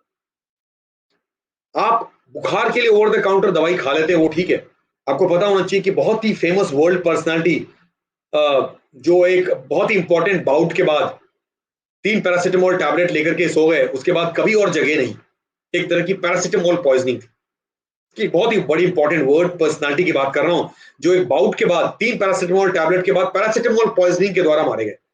तो पैरासिटामोल भी पॉइजनिंग कर सकती है अगर वो सही डोज में नहीं ली गई। तो आप जो दवाई लेते हैं ओवर द काउंटर और इस तरह के हार्मोन्स जिसमें आपको थोड़ा फायदा मिला और आप फिर उसको लेते जाते हैं और यूज करते जाते हैं, और फिर उससे जो भी आपको किक मिलता है वो आपकी बॉडी को बाकी क्या चेंजेस ला रहा है वो आपको नहीं पता। मिसाल के तौर पे मैं बहुत स्ट्रांगली पिछले कुछ एपिसोड से बोल चुका हूं कि स्मोकिंग आपको किस तरह का किक देती है कि आप उसको बार बार कंटिन्यू करते करते कि एडिक्शन में चले जाते हैं। बाद में पता चले कि 9 डिफरेंट कैंसर और इरेक्टाइल फंक्शन डिसफंक्शन का सबसे कॉमन बॉटम लाइन यही था कि आपकी जिस तरह की टॉक्सिसिटी डेवलप हो रही थी, कॉपर कैवर्नोसा का स्पंजी टिश्यू गड़बड़ होता जा रहा था और इतने अलग अलग कैंसर हो रहे थे। तो कहीं भी over the counter usages of these medicine even in physiological dosages आपको पता नहीं होगा, या तो वो डोज आपके डोज नहीं है या वो डोज फिर मेडिकली रेलेवेंट नहीं है और उस डोज को कब तक लेना आप जान नहीं पाएंगे। इसलिए आज के जमाने में डॉक्टर्स जिनको हम हर समय सैल्यूट करते हैं, जो शायद हर समय साइलेंटली पर्दे के पीछे से आपको हेल्प करते रहते हैं, आज उनको आप फ्रंटलाइन वर्कर्स का इतना बड़ा दर्जा देते हैं। ये डॉक्टर्स आपकी हेल्थ के लिए इतना इंपॉर्टेंट मोटो फॉलो करते हैं, जैसे हमारा एक मोटो है every life matters, your quality of life matters, और तभी इसको बैलेंस लाएं। मेरा एक मोटो रहता है कि जो भी मेरे इस ऑफिस के चौखट के बाहर जाए उसकी क्वालिटी ऑफ लाइफ और उसकी सेफ्टी उसकी सोसाइटी में इंपॉर्टेंट रहे। हम शायद अच्छा ना कर पाए और हिपोक्रेटिक ओथ के द्वारा हर डॉक्टर ये सोचता है कि फर्स्ट डू नो हार्म। तो इस तरह का अगर first do no harm approach हम लेते हैं, जिसमें 15 20 25 30 साल की हमने स्टडीज और गवेषणा और रिसर्च करते करते क्लिनिकली इस लेवल को बढ़े हैं, तो ये जगाना और ये बिल्कुल जागरूक करना कि टेस्टोस्टेरोन को ऑफ द काउंटर लेना, उसको पेनाइल ऑर्गन पे अप्लाई करना, उसको बॉडी पे अप्लाई करना, उसकी डोजेजेस का पता ना होना, पर सिर्फ गूगल डॉक्टर के द्वारा अपने आप को ट्रीट करना आपको इरिवर्सिबल लेवल ले आती है जहां से आप रिवर्स बहुत बार हो नहीं पाते। तो इसके बारे में केयरफुल रहें, और ये हम बिल्कुल ना के बारे में बोलते हैं। Thank you sir, thank you. So एक लास्ट क्वेश्चन हम लेंगे आज के इस डिस्कशन के दौरान। इंटरेस्टिंग क्वेश्चन है sir, we are talking about the testosterone, but हमारे श्रोता जानना चाहते हैं कि क्या ट्रीटमेंट है reduction in oestrogen level in male? अच्छा क्वेश्चन है। तो याद रखिएगा, जैसे the dominant hormone in women is the oestrogen, oestradiol, oestrone levels, वैसे dominant hormone in men is the testosterone level. So जो डोमिनेंट हार्मोन है वो आपको देता है, एग्जांपल के तौर पे डेवलपमेंट के समय अगर किसी लड़के का जिसको जो जेनेटिकली 46XY है, उसका अगर टेस्टोस्टेरोन डेवलपमेंट टेस्टिस डेवलप नहीं हुआ, टेस्टोस्टेरोन प्रोडक्शन नहीं हुआ, तो ये सोच लीजिए कि कहीं ना कहीं उसकी जो पूरी ग्रोथ होगी वो एम्बिगुअस जेनेटिलिया की तरफ जाएगी। Female hormones will take over, क्योंकि मेल हार्मोन बन ही नहीं रहा। तो अगर प्यूबर्टी में कोई लड़का मेल की तरह डेवलप नहीं कर रहा है, डेवलपमेंट ही नहीं हो रही, बहुत इंपॉर्टेंट क्वेश्चन बन जाता है आपकी क्वेश्चन से, तो उनका पूरा development will be in the female lineage, उनकी जो ईस्ट्रोजन हार्मोन्स है दे विल टेक ओवर। तो मेरा ये कहना कि female hormones are there at very baseline level as oestrogen in men. ये एडिपोज टिश्यू और फैटी टिश्यू में इसका कन्वर्शन होते रहता है, और कुछ कुछ ईस्ट्रोजन की लेवल्स बढ़ती हैं, और ये बढ़ने के बाद में फेमिनिन कैरेक्टर्स डेवलप होता है, जिसमें ब्रेस्ट डेवलपमेंट हुआ, जिसमें बहुत ईस्ट्रोजन लेवल्स डेवलप हुए, अनलेस कोई ट्यूमर ईस्ट्रोजन को बना रहा है, जो एक तरह का अलग ही एक्टिविटी है। ईस्ट्रोजन लेवल्स का किसी तरह से मेल्स में रिड्यूस होना कोई बातचीत ही नहीं है, पहले वो बेसलाइन लेवल पे होता है। तो जैसे पुरुषों औरतों में टेस्टोस्टेरोन लेवल डिक्रीज होना कोई बातचीत ही नहीं है, पहली बेसलाइन लेवल पे। यदि पुरुषों में ईस्ट्रोजन लेवल्स पहली बेसलाइन लेवल पे, उसका बढ़ना सिम्टम्स लाता है, उसका बढ़ना साइंस लाता है, उसका बढ़ना एक पुरुष को बताता है कि उनकी सेक्सुअल फंक्शन घट रही है, female hormones are taking over. लेकिन इस क्वेश्चन से एक क्वेश्चन बना कि अगर किसी का डेवलपमेंट ही नहीं हुआ, कोई यंग लड़का है जिसका क्रोमोसोमल जेनेटिक एनालिसिस 46XY है, देखने में वो मेल है, लेकिन क्योंकि टेस्टिकुलर स्पर्ट नहीं हुआ, प्यूबर्टी के समय टेस्टिस का ग्रोथ नहीं हो पाया और हार्मोन्स नहीं बने, उनका फिर टेस्टिकुलर फंक्शंस होगा ही नहीं। उनकी टेस्टिस छोटी होंगी, टेस्टिस बंद काम नहीं कर रही होगी, ट्रॉमा इन्फेक्शन इंजुरी के कारण गड़बड़ हो चुकी होगी, उनका पूरा लीनिएज उनकी फीमेल हार्मोन का बढ़ने से होगा। तो ये जो पूरा डेवलपमेंट होगा जिसमें आवाज श्रिल रहेगी, मूछें और दाढ़ियां नहीं बढ़ेंगी और लड़का लड़की की तरह डेवलप होता जा रहा है, सैडली मेल हार्मोन नहीं है इसमें। इनको हमें हार्मोन रिप्लेसमेंट थेरेपी पे उस समय शुरू करना पड़ेगा, बिकॉज इनकी टेस्टिस अब काम नहीं कर रही है। तो 11 से 20 साल की उम्र में अगर किसी का डेवलपमेंट नहीं हो पा रहा, ये बहुत इंपॉर्टेंट क्वेश्चन आज रहा, तो पेरेंट्स एंशियस होते हैं जो 11 साल 15 साल 18 साल में आते हैं, तो मेरा लड़का उसका डेवलप ही नहीं हो रहा, उसके वो मूछे नहीं हुए, डेवलप नहीं हुए, पेनाइल ऑर्गन नहीं डेवलप हो रहा, टेस्टिस डेवलप नहीं हो रहा है। तो ये बहुत इंपॉर्टेंट एस्पेक्ट हो जाएगा जो हमारे लिए इंपॉर्टेंट चीज देखने की जरूरत है। तो इसलिए कहीं ना कहीं डेवलपमेंट में उतना इंपॉर्टेंट है। मेल की डेवलपमेंट नहीं हो पाना, टेस्टोस्टेरोन शायद नहीं बन पाना और फीमेल हार्मोन्स का टेक ओवर करना अपने में बहुत सैड सिचुएशन है। ऐसे कंडीशन में टेस्टोस्टेरोन रिप्लेसमेंट थेरेपी बहुत जल्दी शुरू की जाती है, क्योंकि इसमें टेस्टिस है ही नहीं, टेस्टिस का काम घट गया है और हमें उनको पुरुष की तरह भी डेवलप करना है, क्योंकि उसके बाद जो रिसेप्टर बेस्ड एक्टिविटी होगा फिर वो रिवर्स करना मुश्किल हो जाएगा। डॉक्टर साहब एक क्वेश्चन आ रहा है जो मैं देख रहा हूँ, sir my daughter is around 14 years and she is having mild mustache and friends are teasing her, how can I reduce testosterone? ये भी वैसी ओवर द काउंटर टाइप का प्रॉब्लम एक पेरेंट के लिए, और ये बहुत इंपॉर्टेंट क्वेश्चन अभी जस्ट फ्लैश हुआ है मेरा। इस क्वेश्चन के साथ जितना सहानुभूति है उतना ही मेडिकली बहुत ही स्ट्रॉन्ग एस्पेक्ट है कि कुछ ना कुछ हो रहा है। अगर एक फीमेल जो फीमेल लीनिएज में है और प्यूबर्टी के समय उनकी टेस्टोस्टेरोन लेवल्स के साइंस और सिम्टम्स आ रहे हैं, तो मैं इनको पहले धन्यवाद और सलाम करता हूं कि आपने इतनी स्ट्रॉन्ग क्वेश्चन अपने बारे में पूछी। आपका पूरा आइडेंटिटी गोपनीय रखा जाता है, लेकिन आपने क्वेश्चन पूछा तो हमारे लिए इतना इंपॉर्टेंट हो गया कि कहीं ना कहीं कुछ मेडिकल सिचुएशन है और आज एटलीस्ट आप और बहुत से श्रोता इसके बारे में उजागर तो हो रहे हैं। तो अगर मेल हार्मोन प्रोडक्शन हो रहा है जिसमें मूछें डेवलप हो रही हैं, वॉइस चेंज हो रहा है, बियर्ड बन रहा है, मेल हार्मोन कैरेक्टरिस्टिक्स हो रहे हैं, कहीं ऐसा तो नहीं कि टेस्टोस्टेरोन प्रोडक्शन हो रहा है? वो कहां से रहा है? कोई नॉर्मल साइड से हो रहा है या कोई अबनॉर्मल साइड से हो रहा है? कोई ओवो टेस्टिस भी है क्या जहां पे टेस्टिकुलर प्रोडक्शन होता है? नंबर 1, कोई टेस्टिकुलर ट्यूमर तो नहीं जहां से टेस्टिकुलर प्रोडक्शन हो रहा है? कोई कंजेनिटल एड्रेनल हाइपरप्लेसिया तो नहीं जहां पे प्रोडक्शन बहुत ज्यादा हो रही है और आपको तब दिख रहा है?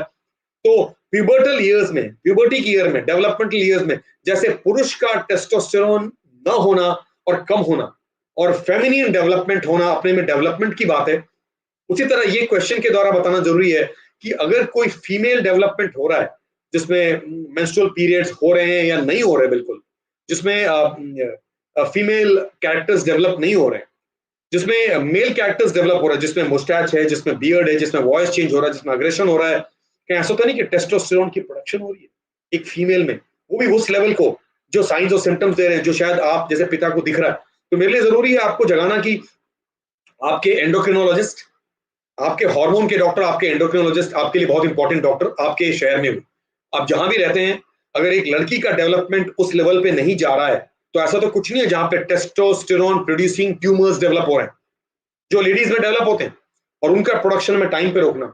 ऐसा तो नहीं कि ये लड़की कंजेनिटल एड्रेनल हाइपरप्लेसिया CAH की तरफ जा रही है जहां पे आपने से मूछें ही देखी हैं लेकिन गुप्तांग में भी कुछ तरह के डेवलपमेंट हो रहे हैं जो शायद आपको देखना ना मिले। तो मेरा मानना है कि जिस भी शहर में हो, अगर प्यूबर्टी के समय अगर आपकी डेवलपमेंट उस लीनिएज में नहीं हो रही है जो लीनिएज आपको पुरुष या स्त्री बनाता है और जो आप देखते हैं, ये बहुत इंपॉर्टेंट है कि हम ये मिस ना करें। Thank you, sir. Thank you so much. So I think we have discussed a lot about this today's topic, right? Starting from what testosterone is and उसके लो लेवल से क्या हो सकता है, क्यों हो सकते हैं, उसका ट्रीटमेंट क्या है, व्हाट आर द कॉन्ट्राइंडिकेशंस, और जितने भी क्वेश्चंस हमारे श्रोताओं ने शेयर किए उसके ऊपर भी बहुत कुछ डिस्कशन हुआ और बहुत कुछ जानने को मिला आपसे। So thank you so much sir, आपने आपके बिजी शेड्यूल से टाइम निकाल के you join with us and discuss a lot, so thank you. And so before wrapping up today's session, we would like to have your concluding remark on today's discussion.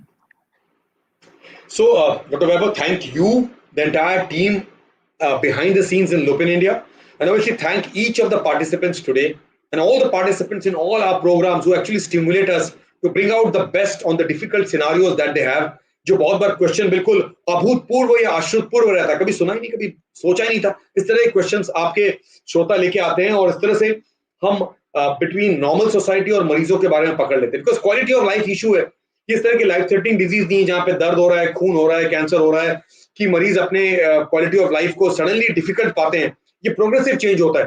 तो testosterone एक तरह का male hormone जिसका बिल्कुल balance या तराजू पे normal रहना, डेवलपमेंट के समय से लेकर के मैच्योर ईयर से लेकर के उन जेरियाटिक एज ग्रुप में अलग अलग तरह की चेंज लाती है। डेवलपमेंट का ना होना और इस तरह के क्वेश्चन जिसमें एक लड़का डेवलप नहीं हो पा रहा है और स्त्री की तरफ डेवलप हो रहा है, या एक लड़की डेवलप हो रही है पुरुष की तरह, इसको टाइम पर आइडेंटिफाई करना, अपने एंडोक्रिनोलॉजिस्ट को दिखाना, अपने यूरोलॉजिस्ट को दिखाना, एंडोलॉजिस्ट को दिखाना जरूरी है। उस तरह से मैच्योर ईयर्स में अगर आपके मेल सेक्सुअल फंक्शन या इरेक्टाइल फंक्शन या ओवरऑल मेंस हेल्थ की इशू जिसमें आप पुरुष ही नहीं रहते, आपकी मोटिवेशन घट रही है और आप घटते जा रहे हैं और आप धीरे शिथिल होते जा रहे हैं, आपकी मोटिवेशन घट रही है, अर्ली मॉर्निंग इरेक्शन घट रही है, ये सब चीजें क्वालिटी ऑफ लाइफ को उजागर कर रही है। तो आज ये क्वालिटी ऑफ लाइफ एस्पेक्ट को इंप्रूव करने के लिए हमें जेरियाट्रिक एज ग्रुप देखना है।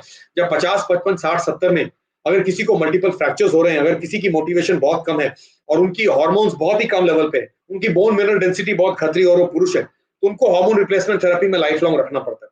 तो हार्मोन रिप्लेसमेंट थेरेपी या टेस्टोस्टेरोन रिप्लेसमेंट थेरेपी एक बहुत ही स्पेशलाइज्ड काइंड ऑफ सब्जेक्ट है जो बहुत ही स्पेशलाइज्ड डॉक्टर्स करते हैं, जिसमें एंड्रोलॉजिस्ट का काम बहुत ज्यादा है, यूरोलॉजिस्ट का काम बहुत ही ज्यादा है। हमारे एंडोक्राइन फ्रेंड्स इस पे काम करते हैं। फ्रेंड्स, मेटाबॉलिक सिंड्रोम एक बहुत ही नई तरह की एपिडेमियोलॉजी है, एपिडेमियोलॉजी जिसमें हम लोग कुर्सी पे बैठे बैठे अपनी जिंदगी बिता दे रहे हैं, हमारी फिजिकल एक्टिविटी घट रही है। डाइट और एक्सरसाइज इतना कर सकती है, डाइट एक्सरसाइज और टेस्टोस्टेरोन वो कर सकती है जो आपने एग्जाम्पल में देखा मेटाबॉलिक सिंड्रोम में। तो मेरा मानना है आज का सेशन मेरे लिए भी अपने में बहुत ही इंपॉर्टेंट था, बिकॉज जो मैं हर दिन यहाँ कोकिलाबेन हॉस्पिटल में मंडे सुबह से लेकर के सैटरडे शाम तक प्रैक्टिस करता हूँ और जो मैं अपने YouTube channel doctor Sanjay Pandey urology में बोलते रहता हूँ, आज वो आपने वार्तालाप के द्वारा जगाया। मेरे लिए बहुत खुशी की बात है कि हम आपके प्लेटफॉर्म के द्वारा सोसाइटी तक पहुंच पाए और ऐसा ही हम आगे करते रहेंगे। बहुत धन्यवाद डॉक्टर किरण और आपकी पूरी टीम को। Thank you sir, thank you so much. So thank you audience for sharing your questions with us, and मैं अपने श्रोताओं को बताना चाहूंगा कि next week on the same time we are going to discuss one more interesting topic, and that topic will be related to benign prostatic hyperplasia. So we are going to discuss this interesting topic with our subject expert, prostate health and the things all men should know. So I request all of you, keep sharing your questions, queries, whatever doubts you have, so that we can discuss all those with our subject expert, Dr. Sanjay Pandey sir. So thank you sir once again, and thank you audience. So do join us with on next Sunday same time 12 p.m. Thank you all. Have a great day.